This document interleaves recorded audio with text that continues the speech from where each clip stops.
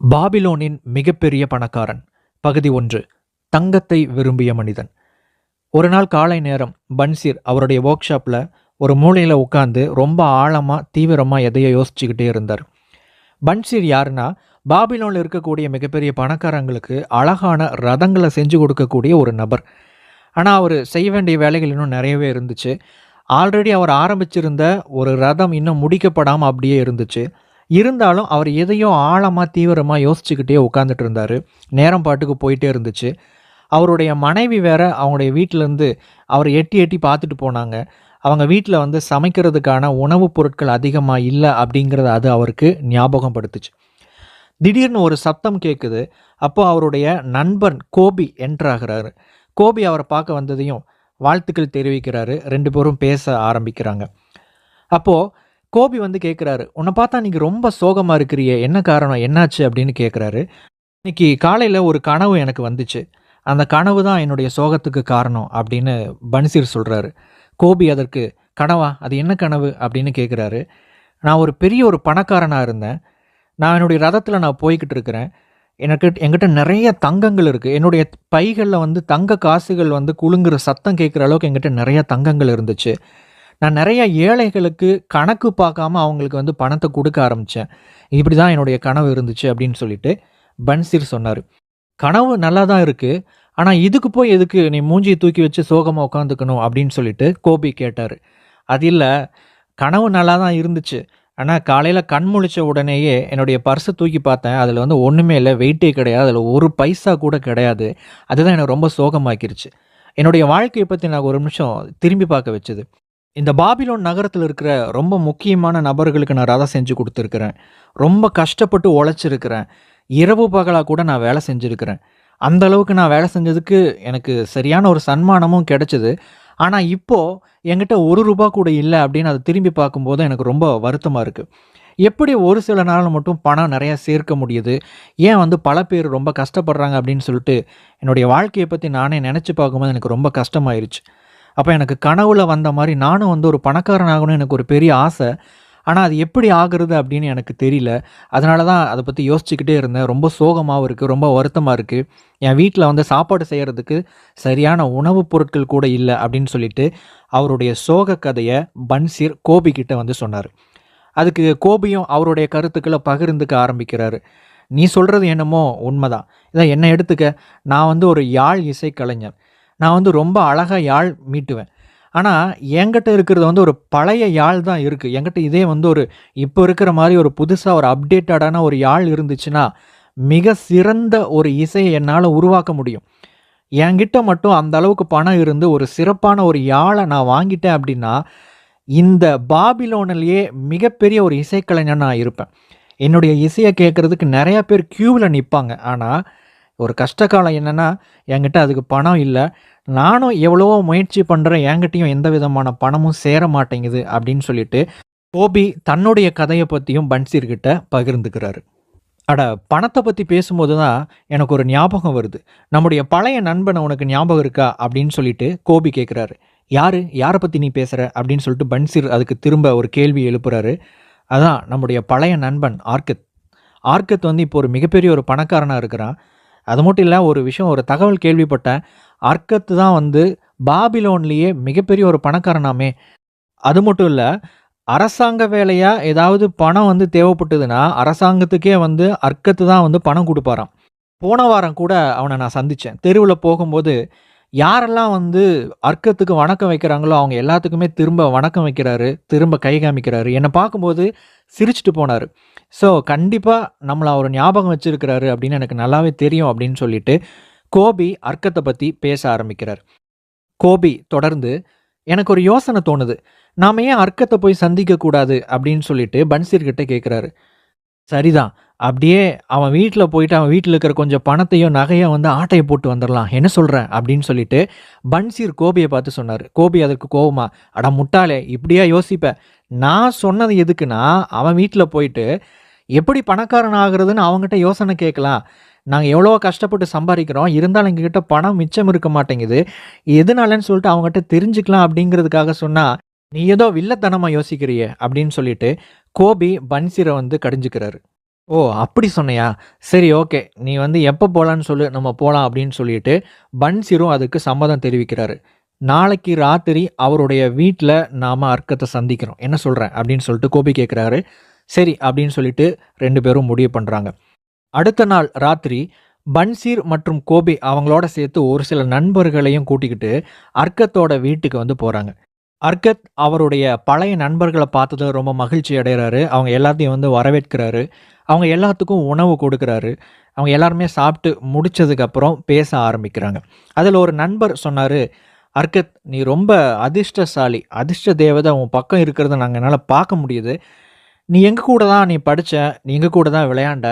ஆனா திடீர்னு எப்படி உனக்கு இந்த அளவுக்கு ஒரு பெரிய ஒரு அதிர்ஷ்டம் அடிச்சது? இதுக்கெல்லாம் வந்து யோகம் கேட்டிருக்கணும். எங்கள பாரு நாங்க ரொம்ப கஷ்டப்படுறோம். கடினமா உழைக்கிறோம். ஆனா, எங்க கையில வந்து ஒரு காசு கூட தங்க மாட்டேங்குது. ஆனா, நீ அப்படி இல்ல. ஆனா, நான் உங்கள ரொம்ப கஷ்டப்பட்டு உழைக்கிற மாரி நான் பார்த்ததே கிடையாது. ஆனா, எப்படி இவ்வளோ எளிமையா ஒரு பணக்காரனாக முடிஞ்சது? அப்படின்னு சொல்லிட்டு ஒரு கேள்விய எழுப்புனாரு. அதுக்கு அர்கத் உடனடியா அத மறுத்து, நான் கஷ்டப்படல அப்படின்னு நீங்க நெனச்சுட்டு இருந்தீங்க அப்படின்னா, அது வந்து ஒரு தவறான ஒரு கண்ணோட்டம். அப்படியெல்லாம் கிடையாது. நானும் உங்கள மாரி வந்தவன் தான். எங்க அப்பா ஒரு பெரிய பணக்காரனெல்லாம் ஒண்ணும் கிடையாது. நான் வந்து பொறக்கும்போதே வெள்ளி தட்டோடலாம் நான் ஒண்ணும் பொறக்கல. நானும் உங்கள மாரி பொறந்தவன் தான். நானும் உங்கள மாரி வளர்ந்தவன் தான். அத நீங்களே பார்த்துருக்கிறீங்க. நானும் ரொம்ப கஷ்டப்பட்டேன். முக்கியமான பத்திரப்பதிவுகள நகல் எடுக்கக்கூடிய வேலை எனக்கு கிடைச்சது. ஸோ அந்த வேலை கிடைச்சது எனக்கு ஒரு பெரிய ஒரு விஷயமா இருந்துச்சு அப்போ. அப்ப அந்த வேலை நான் செஞ்சுகிட்டு இருக்கும்போது நான் ரொம்ப கஷ்டப்பட்டு தான் நான் உழைச்சுக்கிட்டு இருந்தேன். ஒரு நாள் ஒரு மனிதன சந்திச்சேன். அவரு தான் என்னுடைய வாழ்க்கையவே புரட்டி போட்டாரு. என்னுடைய வாழ்க்கையவே மாத்துனாரு. நான் இன்னைக்கு இப்படி இருக்கிறதுக்கு காரணம் அவரு தான். அப்படின்னு அர்கத் சொன்னாரு.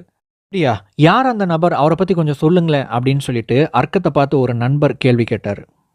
கண்டிப்பா சொல்றேன். ஒரு நாள் நான் வேலை பார்த்துக்கிட்டு இருக்கும்போது, ஒரு நபர் வந்தார். அவர் வந்து அல்கமிஷ். அல்கமிஷ் யார் அப்டின்னா, வட்டிக்கு பணம் கொடுக்கக்கூடிய ஒரு நபர். ஒரு நாள் வந்துட்டு ஒரு முக்கியமான ஒரு பதிவு, எனக்கு உடனடியா ஒரு காப்பி வேணும் அப்டின்னு சொல்லிட்டு கேட்டிருந்தாரு. அது மட்டும் இல்லாம அந்த காப்பிய வந்து 2 நாளுக்குள்ள நீங்க எனக்கு எடுத்து தரணும் அப்டின்னும் கேட்டிருந்தாரு. உடனே அந்த வேலைக்கு நான் சரி அப்டின்னு சொல்லிட்டேன். ஆனா 2 நாள்ல என்னால அந்த வேலைய முடிக்க முடியல. அப்ப 2 நாள் கழிச்சு, அல்கமிஷ் என்ன பார்க்க வந்தாரு. எனக்கு இன்னும் வேலை முடிக்கலங்க அப்படின்னு சொல்லிட்டு நான் அவர்கிட்ட தயங்கி தயங்கி என்னுடைய நிலைய நான் சொன்னேன். அப்போ அவரு ரொம்பவே கோவமடைஞ்சாரு. 2 நாள் உனக்கு குடுத்தும் என்னுடைய வேலைய நீ சரியா முடிக்கலையா அப்படின்னு சொல்லிட்டு ரொம்பவே வந்து கோவப்பட்டாரு. நானும் அவர்கிட்ட என்னுடைய நிலைய பத்தி சொல்ல ஆரம்பிச்சேன். இல்லங்க எனக்கு நெறைய வேலை இருந்ததுனால நான் ரொம்ப களைப்படைஞ்சுட்டேன். என்னால சரியா அந்த வேலைகள செய்ய முடியல அப்படின்னு சொல்லிட்டு நான் கேட்டுக்கிட்டேன். அப்போ நான் அவர்கிட்ட ஒரு வார்த்தை நான் கேட்டேன்.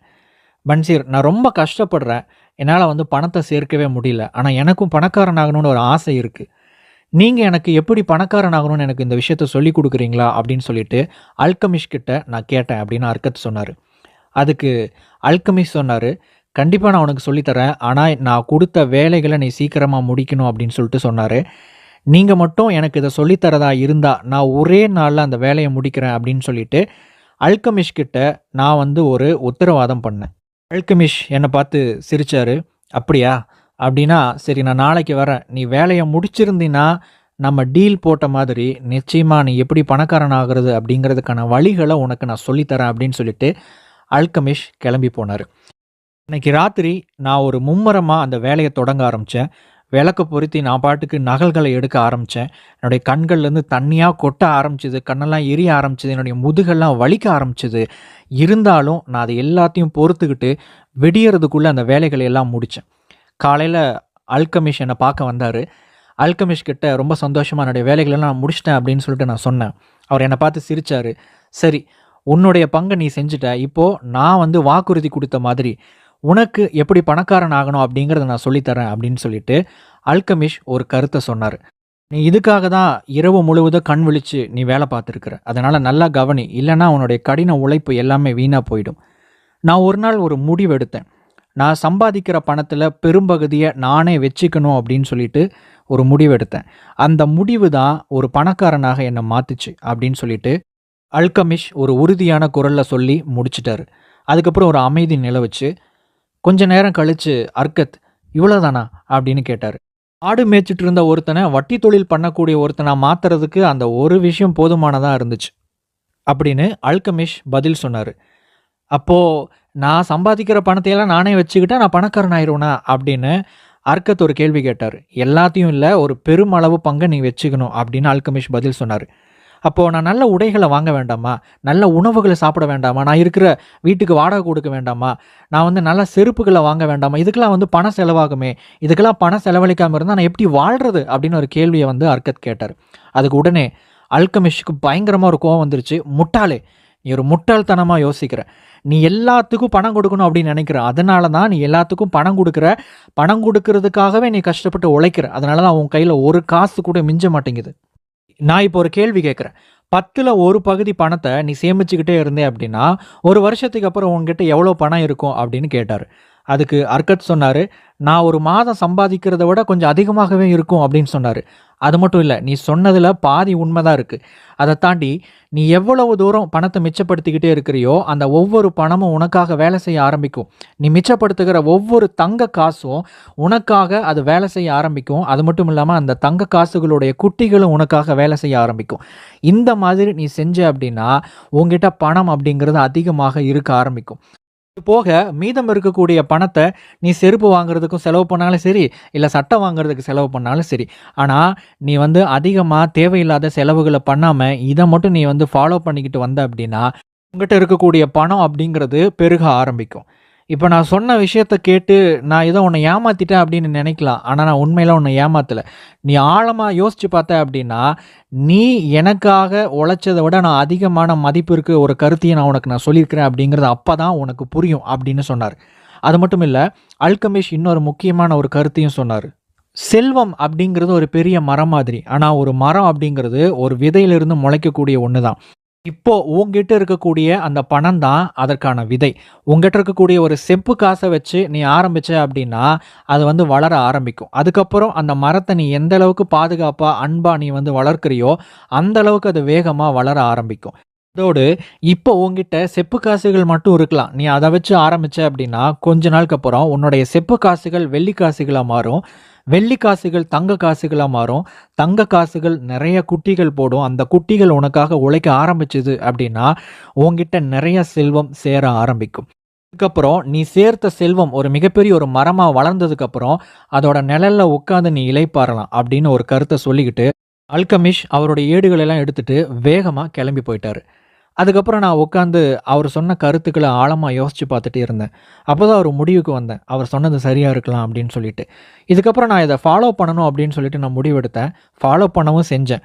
அடுத்த தடவை நான் சம்பளம் வாங்கும்போது அதில் 10ல் ஒரு பகுதி எடுத்து இந்த செப்பு காசுகளை எடுத்து நான் வந்து பத்திரமா ஒளிச்சு வச்சுட்டேன்.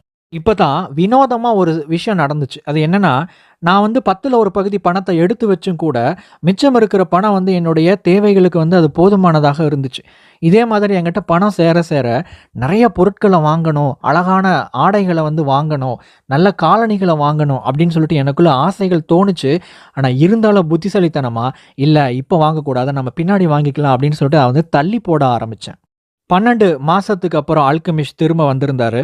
திரும்ப வந்திருக்கும்போது என்னை சந்திக்கவும் வந்தார். என்னை வந்து சந்தித்து, நான் போன தடவை உங்ககிட்ட ஒரு சில யோசனைகளை சொல்லிட்டு போயிருந்தேன். நீ இப்போ என்ன பண்ணியிருக்கிற, நீ சம்பாதிச்ச பணத்தை நீ என்ன பண்ணின அப்படின்னு சொல்லிட்டு ஒரு கேள்வி கேட்டார்.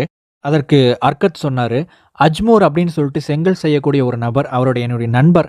அவர் வந்து கடல் கடந்து போய் நிறைய தங்கங்களையும் மாணிக்கங்களையும் வாங்கிட்டு வரதா சொன்னார்.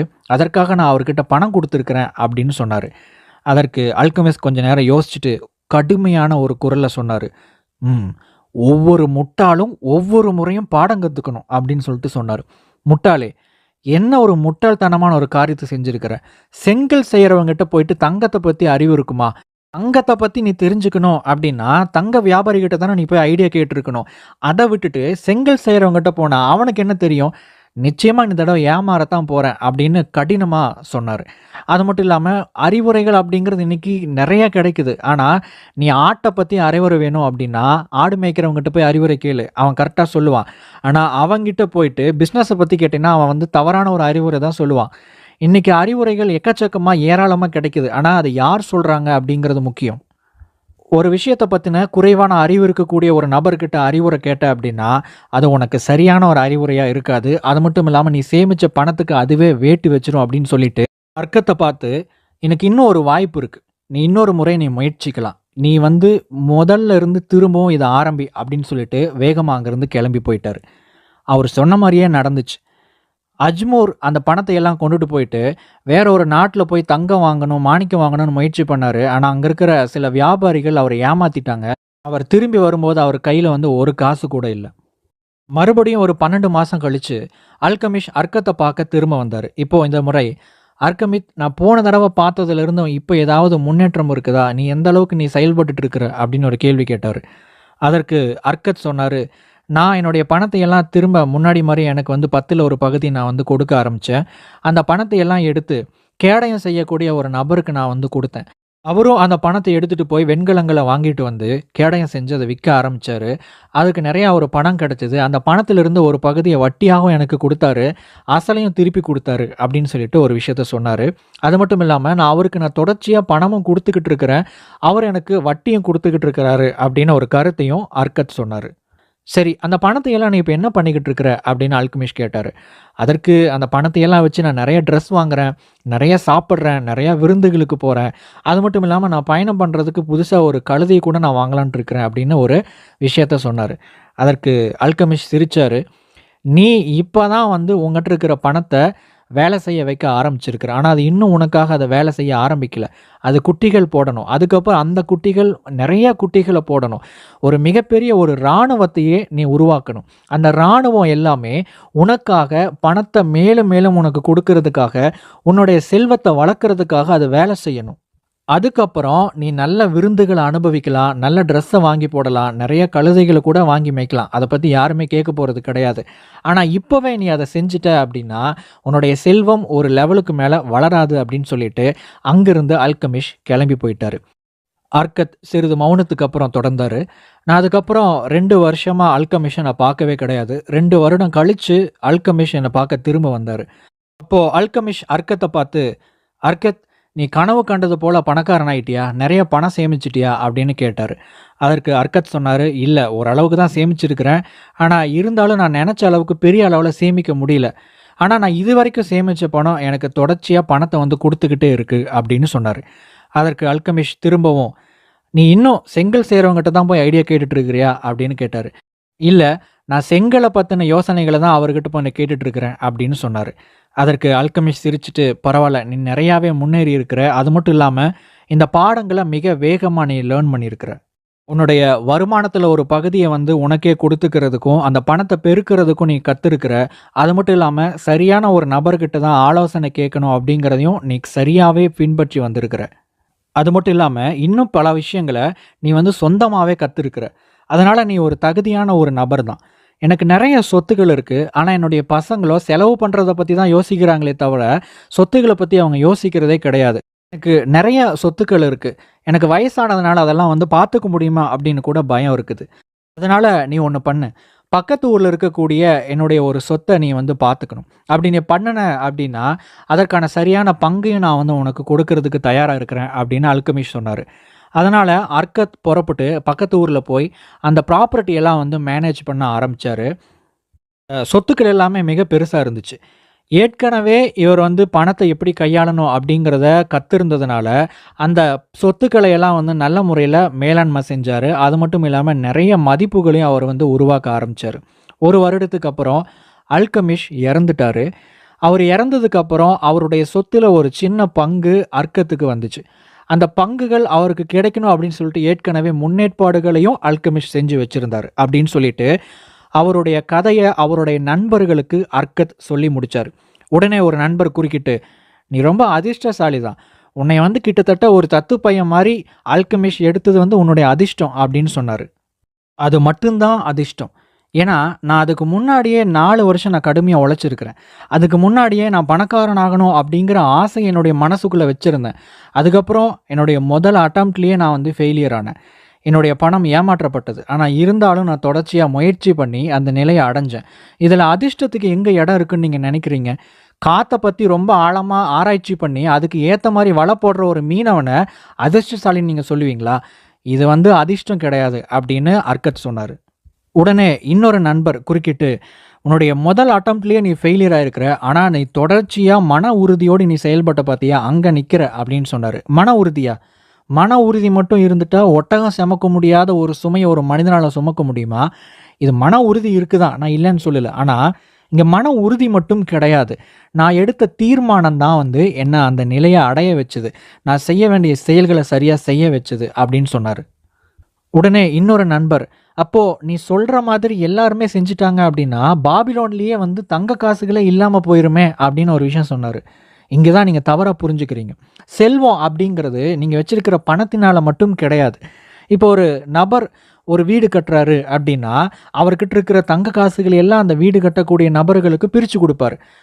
செங்கல் செய்றவர்கிட்ட பிரிச்சு குடுத்திருப்பாரு, வீடு கட்டுறவர்கிட்ட பிரிச்சு குடுத்திருப்பாரு. இந்த மாரி அவர்கிட்ட இருந்த தங்க நாணயங்கள் பல்வேறு விதமா பிரிஞ்சு போயிருக்கும். ஆனா, இப்போ அவருடைய பணம் அப்படிங்கிறது ஒரு வீடு அப்படிங்கிற வேறு ஒரு பரிணாமத்தை எடுத்திருக்கும். இந்த மாரி தான் ரொம்ப பிரம்மாண்டமா, மாயாஜாலமா செல்வம் அப்படிங்கிறது வேலை செஞ்சுகிட்டே இருக்கு.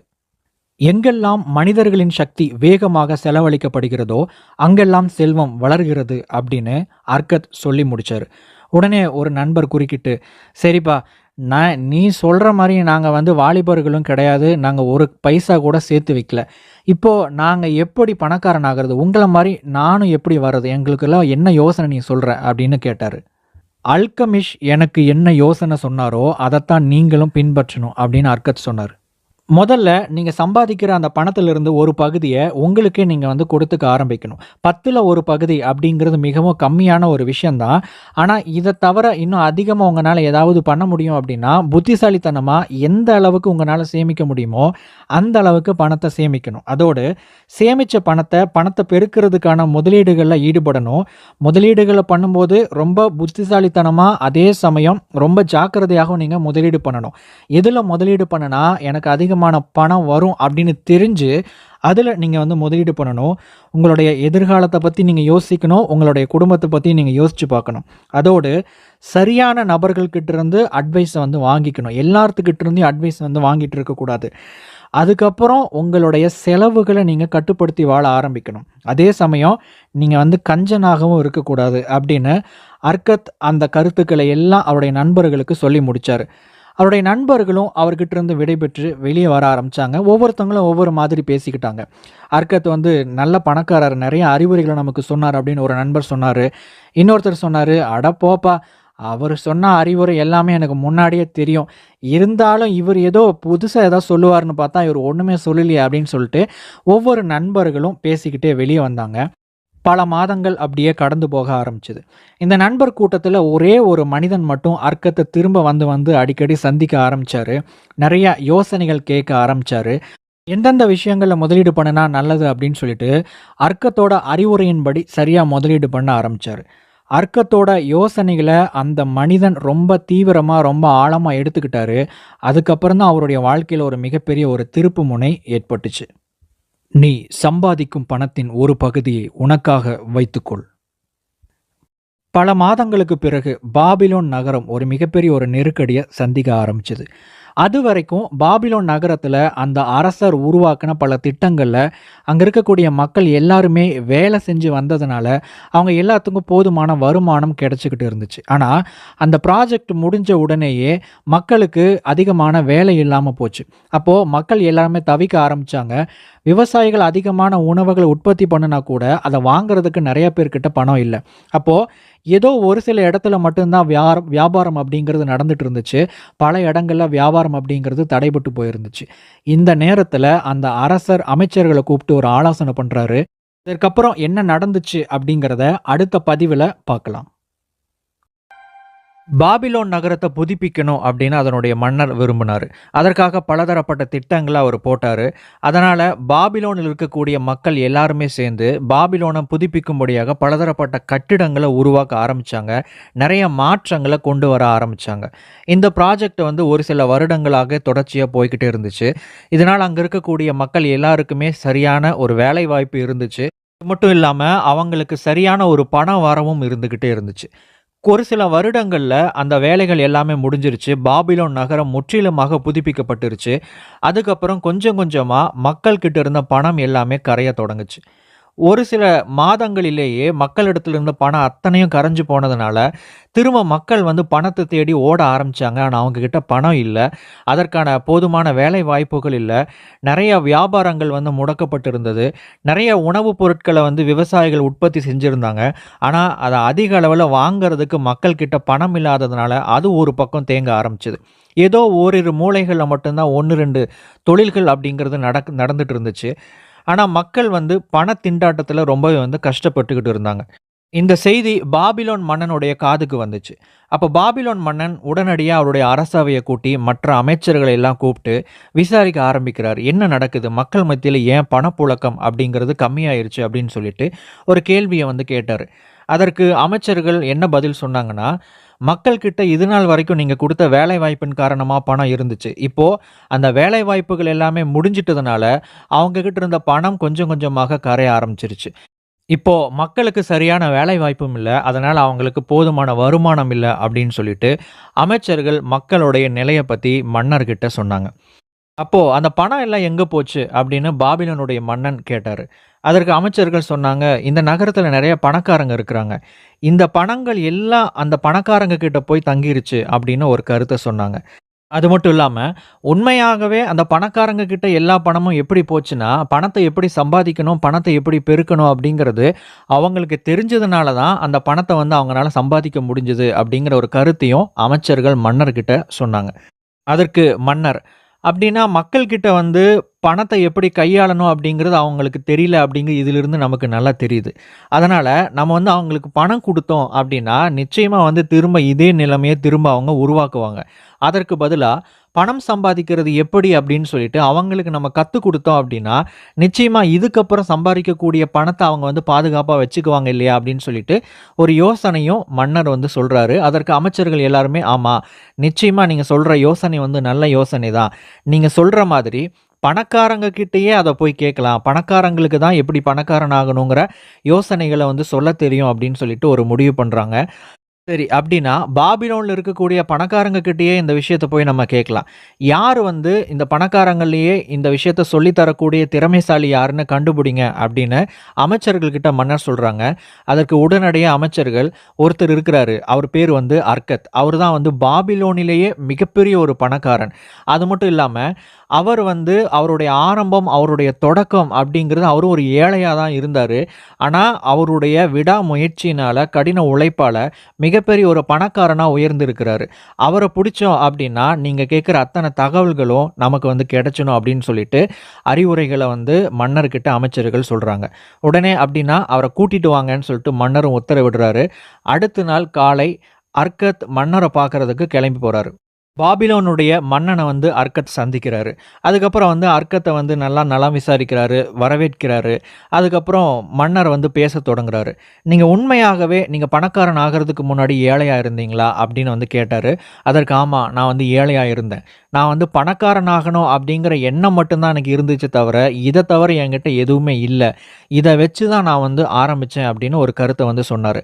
அப்படின்னா, ஏன் எல்லார்னாலயுமே வந்து பணத்த வந்து தக்க வச்சுக்க முடியலன்னு நீங்க நினைக்கிறீங்க? அப்படின்னு ஒரு கேள்விய மன்னர் கேட்டாரு. அதற்கு அர்கத் சொன்னாரு, "அதற்கு காரணம் பணத்த எப்படி தக்க வச்சுக்கணும் அப்படிங்கிறது மக்களுக்கு தெரியல அப்படிங்கிறது தான்." அப்படின்னு சொல்லிட்டு அவருடைய கருத்த மன்னர்கிட்ட தெரிவிக்கிறாரு. உடனே, "அப்படின்னா அத உங்கனால மக்களுக்கு கத்துக் குடுக்க முடியுமா?" அப்படின்னு மன்னர் கேட்கிறாரு. அதற்கு அர்கத் சொல்றாரு, "நிச்சயமா முடியும். அதுக்கு நீங்க ஒரு 100 நபர்கள தேர்ந்தெடுத்து, யாரு வந்து சிறப்பா கத்துக்குவாங்களோ, அந்த நபர்கள நீங்க என்கிட்ட குடுக்கணும். அந்த 100 நபர்களுக்கு நான் எப்படி என்னுடைய பணப்பைய நான் அதிகரிக்க செஞ்சேன் அப்படிங்கிற 7 விஷயங்கள நான் உங்ககிட்ட பகிர்ந்துக்கிறேன். அதுக்கப்புறம் அவங்க மக்கள் கிட்ட அறிவுறுத்தும்போது, மக்களுக்கு கற்றுக் கொடுக்கும்போது, மக்களும் அந்த விஷயங்கள பின்பற்றும்போது, அவங்களும் பணக்காரங்களாகவும், அவங்களுடைய பணப்பைகள் அனைத்துமே வந்து நிறைந்ததாகவும் இருக்கும்." அப்படின்னு அர்கத் சொன்னாரு. "இது நல்ல யோசனையா இருக்கு. உடனடியா நான் அதற்கு ஏற்பாடு பண்றேன்." அப்படின்னு சொல்லிட்டு மன்னரும் சொன்னாரு. உடனடியா ஒரே வாரத்துல அதற்கான ஏற்பாடுகள செஞ்சாரு. அமைச்சர்கள் எல்லாருமே சேர்ந்து ஒரு 100 நபர்கள தேர்ந்தெடுத்திருந்தாங்க. அந்த 100 நபர்களும் அறிவாளிகளாகவும், அதே சமயம் சீக்கிரமா சில விஷயங்கள கற்றுக்கொள்ளக்கூடிய திறன் வாய்ந்தவங்களாவும் இருந்தாங்க. அவங்க எல்லாத்தையும் ஒரு அரங்கத்துல உட்கார வச்சிருந்தாங்க. அந்த அரங்கம் முழுவதுமே வந்து விளக்குகளால பொருத்தப்பட்டிருந்தது. அந்த விளக்குகளுடைய வெளிச்சம் முழுவதுமே அந்த அரங்கத்த நிரப்பி இருந்துச்சு. அது மட்டும் இல்லாம அந்த விளக்குல இருந்து வந்த புகை அந்த அரங்கம் முழுவதும் நிரப்பிக் கொண்டே இருந்தது. அங்க இருந்த எல்லாரும் அர்க்கத்தினுடைய வருகைக்காக காத்திருந்தாங்க. அர்க்கத்தும் கொஞ்ச நேரத்துல என்டர் ஆனாரு. அவர பார்த்த உடனேயே முதல் வரிசையில உட்கார்ந்திருந்த ஒரு நபர் அவருடைய நண்பர்கிட்ட, இவரு தான் அர்க்கத். இவரு தான் பாபிலோனிலேயே மிகப்பெரிய ஒரு பணக்காரன் அப்படின்னு சொன்னாரு. அதுக்கு பக்கத்துல இருந்த இன்னொரு நபர் சொன்னாரு, அவரும் நம்மள மாரி மனுஷன் தான்யா. ஏன் அவர ரொம்ப ஓவரா பில்டப் பண்றீங்க அப்படின்னு சொன்னாங்க. அதுக்கப்புறம் கொஞ்ச நேரத்திலேயே அர்க்கத் அவருடைய வகுப்பு எடுக்கிறதுக்கு தயாரானாரு.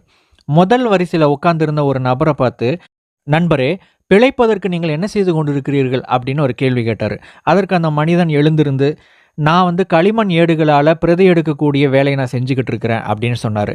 நல்ல விஷயம். நானும் என்னுடைய வாழ்க்கை இப்படி தான் தொடங்குனேன். என்னுடைய முதல் தொடக்கமும் இப்படி தான் இருந்துச்சு. நான் இந்த வேலைய வச்சு தான் நான் மிகப்பெரிய பணக்காரன் ஆகுறதுக்கான அடித்தளத்த உருவாக்குனேன். நீங்களும் நிச்சயமாக பணக்காரனாக முடியும் அப்படின்னு சொன்னாரு. இதே மாரி அந்த அரங்கத்துல இருந்த பல நபர்கள, "நீங்க என்ன பண்றீங்க?" அப்படின்னு சொல்லிட்டு கேள்விகள கேட்டாங்க.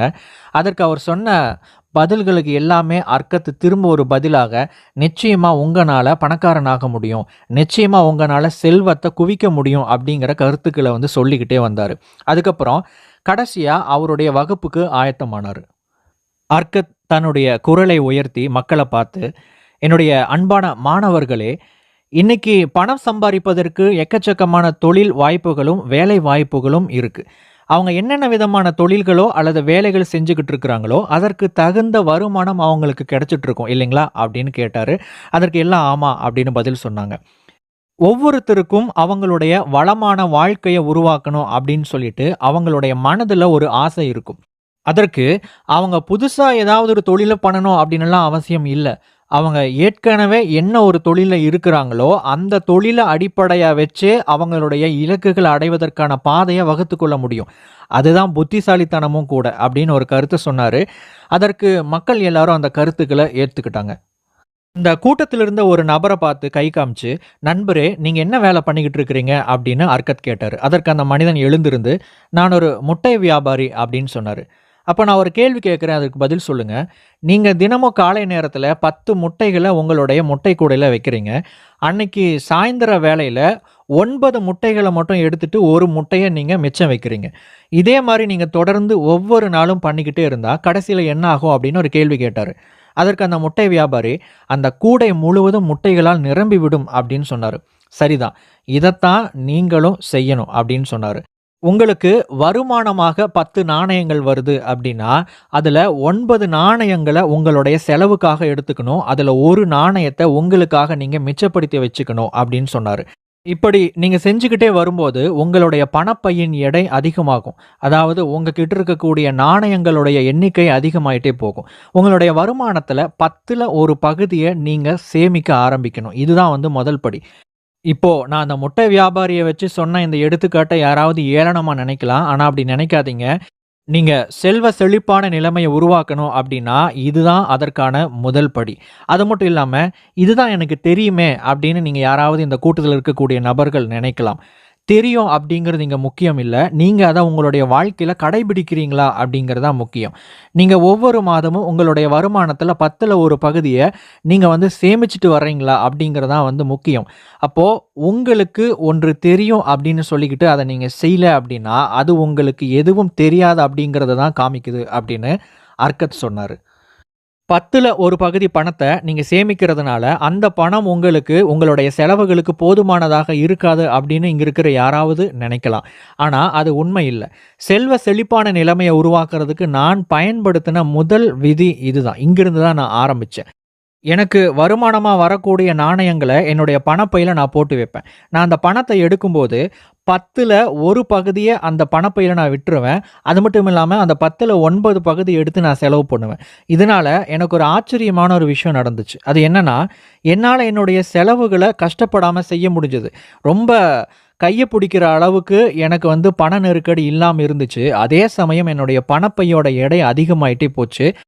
பணத்த பத்தி நான் தெரிஞ்சுக்கிட்ட ஒரு வேடிக்கையான விஷயம் என்னன்னா, காலியான பணப்பைய பணம் வெறுக்குது. அந்த இடத்துல பணம் சேருவது கிடையாது. ஆனா, எந்த பணப்பையில பணம் இருக்கோ, அதுல மேலும் மேலும் பணம் சேர்ந்துகிட்டே போறத நான் என்னுடைய வாழ்நாள்ல என்னுடைய அனுபவத்துல பார்த்துருக்கிறேன் அப்படின்னு அர்கத் சொன்னாரு.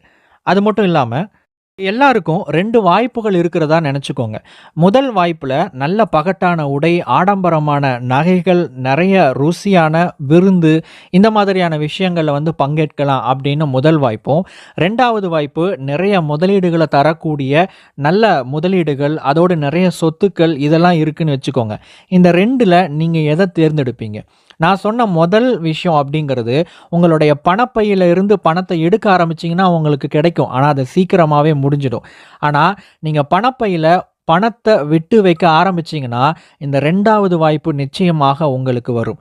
இதுல ஏதாவது உங்களுக்கு மாற்று கருத்து இருக்கு அப்படின்னா, நாளைக்கு நாம சந்திக்கும்போது இத பத்தி நம்ம விவாதிக்கலாம். இன்னைக்கு இரவு இத பத்தி உங்களுக்குள்ளேயே நீங்க வந்து பேசிக்கோங்க.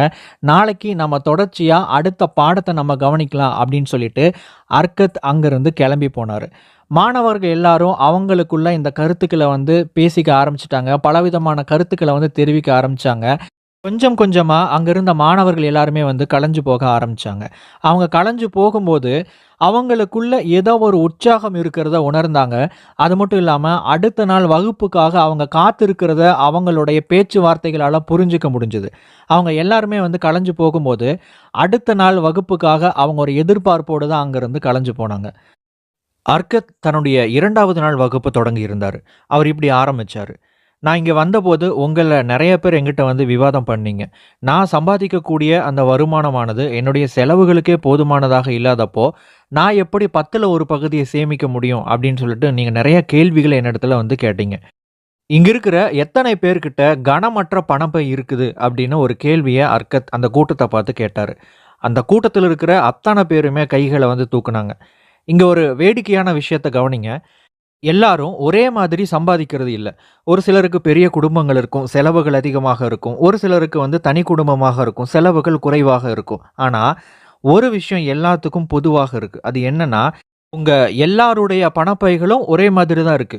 எல்லா பணப்பைகளும் எடையற்றதாக தான் இருக்கு. உங்க எல்லாத்துக்கிட்டயும் பணம் அப்படிங்கிறது குறைவாகத்தான் இருக்கு. அப்போ நல்லா யோசிச்சு பாருங்க. உங்களுடைய செலவுகளுக்கும் இந்த பணப்பைய கனமாக மாற்றுவதற்குமான இந்த விதிக்கும் எந்த விதமான முரண்பாடும் கிடையாது. நான் இங்க ஒரு முக்கியமான ஒரு விஷயத்த நான் உங்க கூட நான் பகிர்ந்துக்கணும் அப்படின்னு நான் நினைக்கிறேன். அதாவது தேவைகள் என்பது வேறு, ஆசைகள் என்பது வேறு. தேவைகளையும், ஆசைகளையும் போட்டு நீங்க குழப்பிக்க கூடாது. பொதுவா இங்க இருக்கக்கூடிய எல்லாருக்கும், உங்களுக்கும், உங்களுடைய குடும்பத்தினருக்கும் உங்களுடைய வருமானத்த விட அதிக ஆசைகள் இருக்கு. அதனால தான் அந்த ஆசைகள நீங்க பூர்த்தி பண்றதுக்காக உங்களுடைய வருமானத்த நீங்க செலவு பண்றீங்க. ஆனா நீங்க செலவு பண்ணக்கூடிய அத்தனை பணமும் எல்லாமே வந்து தேவையானது தான் அப்படின்னு அர்த்தம் இல்ல. அதிகமா செலவாகுது அப்படின்னா, தேவைய விட அதிகமான ஆசைகள் இருக்கு அப்படின்னு அர்த்தம். சரி, இப்ப என்னுடைய கேள்விக்கு பதில் சொல்லுங்க. இங்க இருக்கிற எத்தனை பேர்ல, நான் செலவு பண்ணி என்னுடைய ஆசைகளை முழுவதுமாக நான் அனுபவித்து விட்டேன். என்னுடைய ஆசைகள நான் அடைந்து விட்டேன் அப்படின்னு சொல்லக்கூடிய மனிதர்கள் யாராவது இங்க இருக்கிறீங்களா? அப்படின்னு கேட்டாரு. அதற்கு யாருமே எந்த ஒரு பதிலுமே சொல்லல. அந்த அரங்கம் முழுவதுமே ஒரு மிகப்பெரிய ஒரு நிசப்தம் நிலவியது. சிறிது நொடிகளுக்கு பிறகு அர்கத் பேசத் தொடங்கினார். உங்களுடைய வருமானம் அனைத்துமே உங்களுடைய ஆசைகளுக்காக செலவழிச்சதுக்கு அப்புறமும் உங்களுக்கு ஆசைகள் நிறைய எஞ்சி இருக்குது. நிறைவேறின ஆசைகளை விட நிறைவேறாத ஆசைகளுடைய சுமைகள் தான் இங்க இருக்கிறவங்களுக்கு அதிகம். ஏன்னா என்கிட்ட கொஞ்சம் பணம் சேர்ந்ததுக்கு அப்புறம் என்னுடைய ஆசைகள் எல்லாம் நிறைவேற்றுவதற்கு புதுசு புதுசா ஆசைகள் உருவாகிட்டே தான் இருக்கும். என்னுடைய மனசு சொல்லும், இந்த மாதிரி இந்த ஆசைகளை நிறைவேற்று அப்படின்னு சொல்லிட்டு புதுசு புதுசா என்னுடைய கண்ணுல பலவிதமான விஷயங்களை அது காட்டிக்கிட்டே தான் இருக்கும். இதுக்கு வந்து முடிவே கிடையாது. பல நேரத்துல என்கிட்ட தான் பணம் இருக்கே, நான் ஏன் என்னுடைய ஆசைகள வந்து பூர்த்தி பண்ணக்கூடாது அப்படின்னு உங்களுடைய மனசு சொல்லும். ஆனா, இது மிகத் தவறான ஒரு யோசனை. எல்லாத்துக்குமே ஒரு எல்லை, ஒரு வரம்பு அப்படின்னு ஒண்ணு இருக்கு. என்னுடைய காலத்துக்கும், என்னுடைய வலிமைக்கும், நான் வேலை செய்யக்கூடிய விஷயங்களுக்கும் ஒரு எல்லை அப்படின்னு ஒண்ணு இருக்கு. அதே மாதிரி தான் என்னுடைய செலவுகளுக்கும் ஒரு எல்லை இருக்கு. உங்களுடைய எல்லைக்குள்ள இருக்கக்கூடிய செலவுகள நீங்க செஞ்சீங்க அப்படின்னா, நீங்க வந்து நல்லா இருப்பீங்க. உங்களுடைய எல்லை மீறி உங்களுடைய ஆசைகளுக்காக செய்யப்படுகிற செலவுகள் தான் உங்களுக்கு பிரச்சனைகளை உருவாக்கிக் கொண்டிருக்கிறது. ஒரு விவசாயி தன்னுடைய நிலத்துல எங்கெல்லாம் களைகளை விட்டு வைக்கிறானோ, அங்கெல்லாம் களைகள் முளைக்க ஆரம்பிக்கும். அதேபோல ஒரு மனிதனுக்கு ஆசைகளை நிறைவேற்றிக் கொள்ளும் வாய்ப்பு எப்பல்லாம் வருதோ, அப்பல்லாம் புதுசு புதுசா ஆசைகள் உருவாகிட்டே இருக்கும். நிறைவேற்றப்பட்ட ஆசைகள விட நிறைவேறாத ஆசைகள் தான் எப்பொழுதும் ஒரு மனிதனுக்கு அதிகமாக இருக்கும். அதனால நீங்க என்னென்ன செலவுகள நீங்க செய்யணும் அப்படின்னு நீங்க விரும்புறீங்களோ, அதையெல்லாம் வந்து நீங்க பட்ஜெட் போட்டு நீங்க செலவு பண்ணணும். நீங்க செலவு செய்யக்கூடிய ஒவ்வொரு பைசாவும் உங்களுக்கு 100 மடங்கு பலனை கொடுக்கக்கூடிய ஒரு செலவாக இருக்கணும். அதோடு நீங்க எந்த ஒரு பொருளை வாங்குறதுக்கு முன்னாடியும், நீங்க ரொம்ப ஆழமா யோசிச்சு, சிந்திச்சு அந்த பொருள வாங்கணும். ஏன்னா, நீங்க வாங்கக்கூடிய நெறைய பொருட்கள் உங்களுடைய ஆசையினுடைய விளைவாக இருக்கலாம். இந்த இடத்துல வந்து பட்ஜெட் போட்டு, எந்த பொருள் சிறந்தது? எந்த பொருள் நமக்கு தேவையானதாக இருக்கு? அப்படின்னு சொல்லிட்டு யோசிச்சு, அந்த பொருட்கள வந்து நீங்க வாங்க ஆரம்பிக்கணும். இன்னொரு யோசனை சொல்றேன். நீங்க என்னென்ன பொருட்கள வாங்கணும் அப்படின்னு நீங்க விரும்புறீங்களோ, அந்த பொருட்களுடைய பெயர்கள எல்லாம் எழுதி வைங்க. அதுக்கப்புறம் அந்த ஒவ்வொரு பொருளையும் நீங்க நெனச்சு பாருங்க. இது வந்து நமக்கு உண்மையாவே முக்கியமானதா? இல்ல நம்ம ஆசைப்படக்கூடிய ஒரு விஷயமான்னு சொல்லிட்டு யோசிங்க. எதெல்லாம் வந்து முக்கியமானதோ, அத மட்டும் வாங்க ஆரம்பிங்க. மத்ததையெல்லாம் வந்து அடிச்சுடுங்க. இப்ப இந்த இடத்துல நான் ஆசைப்பட்ட பொருள வாங்கல அப்படின்னா, உங்களுக்கு வந்து ஒரு வருத்தம் ஏற்படும். இது வந்து இயல்பானது. ஆனா இதுக்கு நீங்க வருத்தப்படணும்னு அவசியம் இல்ல. காரணம் என்ன அப்படின்னா, என்னதான் நீங்க ஒரு பொருள வாங்கி குவிச்சாலும், அதுக்கப்புறம் இன்னொரு ஆசை உங்களுக்கு வரத்தான் போகுது. அத நிறைவேற்ற முடியலையே அப்படின்னு நீங்க எப்படியும் கவலைப்பட தான் போறீங்க. ஆனா, அதற்கு பதிலா இப்பவே நீங்க அந்த விஷயத்த செஞ்சுட்டா, உங்களுடைய எதிர்காலத்துல பணம் அதிகமாக இருக்கும்போது, உங்கனால நீங்க விருப்பப்பட்ட விஷயங்கள உங்கனால தாராளமாக வாங்கிக் கொள்ள முடியும். ஆனா, இப்பவே நீங்க ஆசைப்படுற பொருட்கள எல்லாம் வாங்கி குவிக்க ஆரம்பிச்சீங்கன்னா, உங்களுடைய ஆசையும் பூர்த்தி அடையாது. அது மட்டும் இல்லாம, நிறைவேறாத பல ஆசைகள் உங்கள வந்து கஷ்டப்படுத்திக்கிட்டே தான் இருக்கும். இத அர்கத் பேசிக்கிட்டு இருக்கும்போது, திடீர்னு அந்த கூட்டத்திலிருந்து ஒரு சிகப்பு நிற ஆடை அணிந்த ஒரு இளைஞன் எந்திரிச்சு, "நீங்க சொல்ற இந்த கருத்து என்னுடைய கொள்கைக்கு எதிரானதாக இருக்கு. நான் வந்து பட்ஜெட் போடுறத நான் விரும்பாதவன். என்ன காரணம் அப்டின்னா, நான் ஒரு பட்ஜெட் போடும்போது நான் வந்து ஒரு அடிமை மாதிரி இருக்கிறேன். எனக்குள்ள ஒரு எல்லைய நான் வந்து வகுத்துக்கிறேன். அந்த எல்லைக்குள்ள தான் நான் செலவு பண்ணணும் அப்டின்னு வரும்போது, நான் வந்து ஒரு அடிமை மாரி நான் உணர்றேன்." அது மட்டும் இல்லாம, என்னுடைய வாழ்க்கையில இருக்கக்கூடிய பெரும்பாலான சந்தோஷங்கள நான் வந்து இழந்துடுவேன். நான் பட்ஜெட் போட்டு ஒவ்வொரு விஷயத்துக்கும் செலவு பண்ண ஆரம்பிச்சேன்னா, பட்ஜெட்ட மட்டுமே தூக்கிட்டு போற ஒரு கழுது மாரி ஆயிடுவேன் அப்படின்னு அந்த இளைஞன் அர்க்கத்த பார்த்து சொன்னான். அப்ப உடனே அர்க்கத், "என்னுடைய நண்பனே, உன்னுடைய பட்ஜெட்ட முடிவு பண்றது யார்?" அப்படின்னு ஒரு கேள்வி கேட்டார். "அது நான் தான் முடிவு பண்றேன்" அப்படின்னு அந்த இளைஞன் பதில் சொன்னான். அப்படின்னா, முதல்ல பட்ஜெட் அப்டின்னா என்னன்னு நீ முதல்ல புரிஞ்சுக்கணும். ஒரு கழுதைய ஒரு பாலைவனத்தில ஒரு நெடுந்தூர பயணத்துக்கு நீ தயார் பண்ற அப்டின்னா, அதுக்கு அழகான நகைகள போட்டு கூட்டிட்டு போவையா? இல்ல அதுக்கு தேவையான வைக்கோல், அதற்கு தேவையான தண்ணீர், உணவு இதையெல்லாம் எடுத்துட்டு போவையா? அப்படின்னு அர்கத் கேட்டாரு. அதற்கு அந்த இளைஞன், "அதுக்கு தேவையான உணவுப் பொருட்கள், தண்ணீர் இதெல்லாம் தான் எடுத்துட்டு போவேன்" அப்படின்னு சொன்னாரு. அதே தான் பட்ஜெட்டும். உங்களுடைய கனமற்ற பணப்பைய கனமுள்ளதாக ஆக்குவதற்கு போடுவது தான் பட்ஜெட்.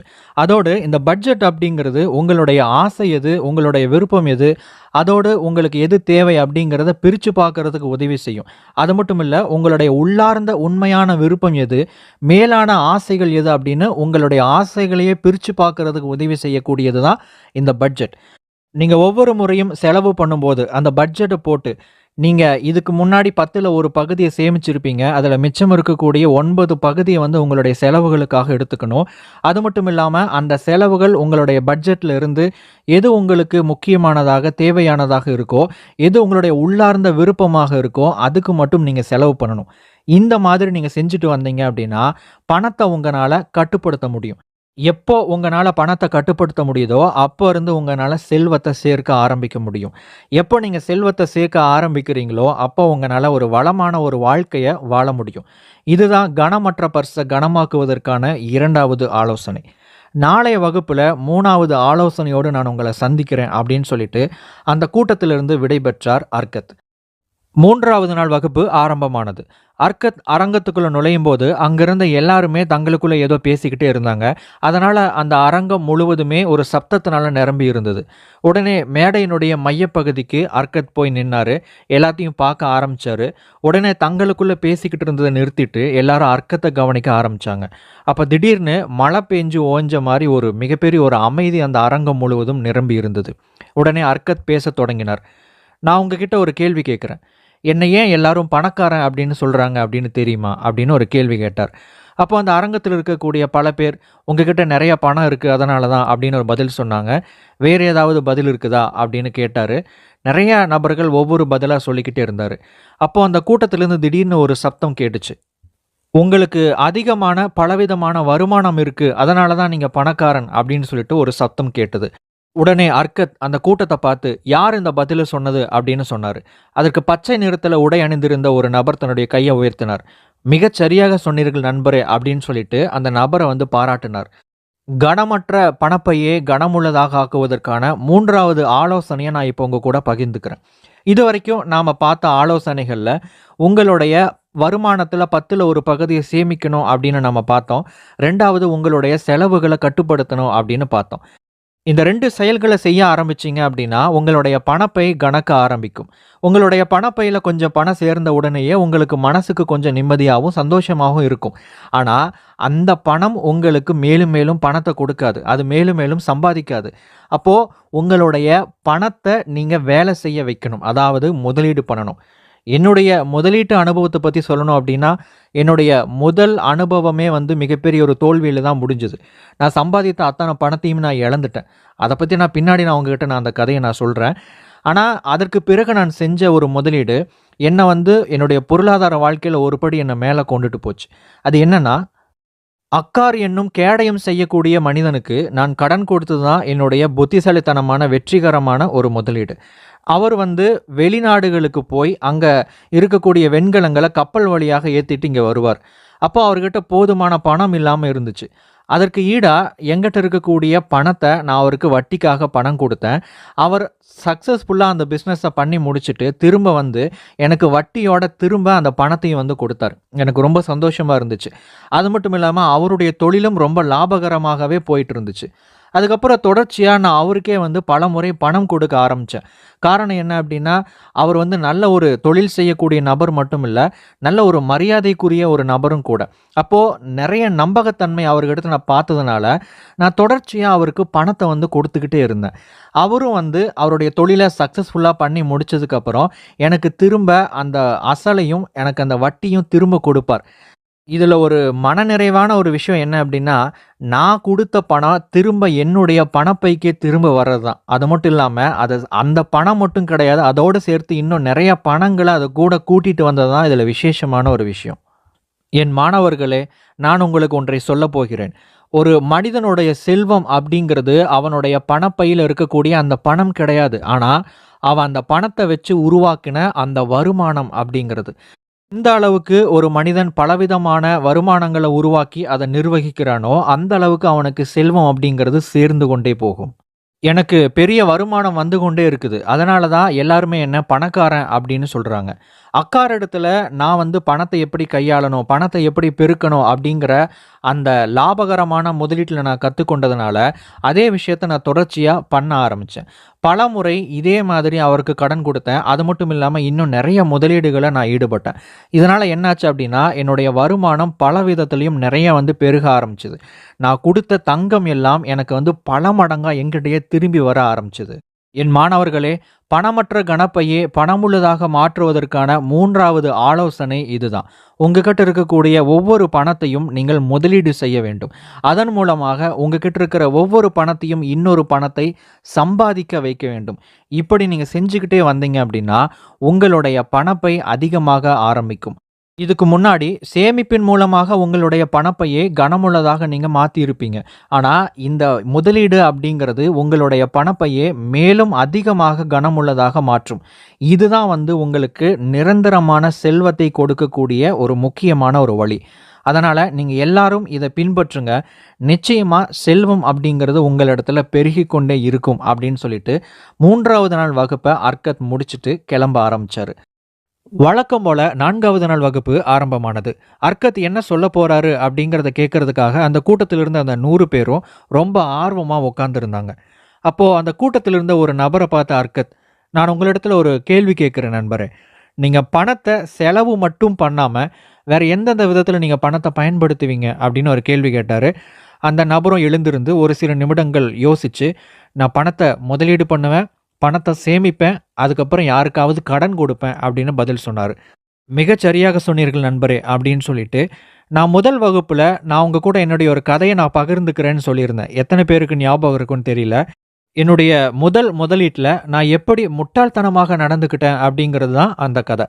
என்னுடைய வருமானத்துல 10ல ஒரு பகுதிய வந்து சேமிக்க ஆரம்பிச்ச அந்த காலகட்டத்துல, அஜ்மூர் அப்படின்னு சொல்லப்படுற செங்கல் செய்யக்கூடிய ஒரு நபர் என்னிடத்துல வந்து, "நான் கடல் கடந்து போய் விலை உயர்ந்த நகைகள நான் வந்து வாங்கிட்டு வந்து நம்ம ஊர்ல நான் வந்து விக்க போறேன். அதற்கு என்னிடத்துல பணம் கொஞ்சம் பற்றாக்குறையா இருக்கு. அதனால நீங்க எனக்கு கடன் குடுத்தீங்கன்னா, நான் போய் அங்க விலை உயர்ந்த நகைகள வாங்கிட்டு வந்து நம்ம ஊர்ல வித்து, அதில கிடைக்கக்கூடிய லாபத்துல ஒரு பகுதிய வட்டியாகவும், நீங்க குடுத்த பணத்த நான் திருப்பி குடுக்குறேன்" அப்படின்னு சொன்னாரு. நானும் அத நம்பி, அவருக்கு என்னுடைய சேமிப்பில இருக்கக்கூடிய அத்தன பணத்தையும் நான் அவர்கிட்ட குடுத்தேன். அவரும் போயிட்டு திரும்ப வந்தாரு. திரும்ப வந்ததுக்கு அப்புறம் தான் தெரியுது, அவர் வந்து அந்த நாட்ல ஏமாந்துட்டாரு அப்படின்னு சொல்லிட்டு. அங்க போயிட்டு நெறைய நகைகள வாங்குறதா சொல்லிட்டு, அங்க இருக்கக்கூடிய சில வியாபாரிகள் அவர ஏமாத்தி, வெறும் கண்ணாடி துண்டுகள வந்து குடுத்துட்டாங்க. இங்க வந்து பார்க்கும்போது தான் அது கண்ணாடி துண்டுகள் அப்படிங்கிறதே அவருக்கு தெரிய வந்துச்சு. துரதிர்ஷ்டம் செழிப்பான இடத்தை விரும்பும். உங்ககிட்ட இருக்கக்கூடிய பணத்தை நீங்க பாதுகாக்கணும். அப்படி இல்லன்னா, அது உங்களுடைய கைய விட்டு போய்விடும். அதனால உங்களுக்கு அதிகமா பணம் வருவதற்கு முன்பதாக, உங்ககிட்ட இருக்கக்கூடிய சிறு தொகைய நீங்க பாதுகாக்க பழகணும்.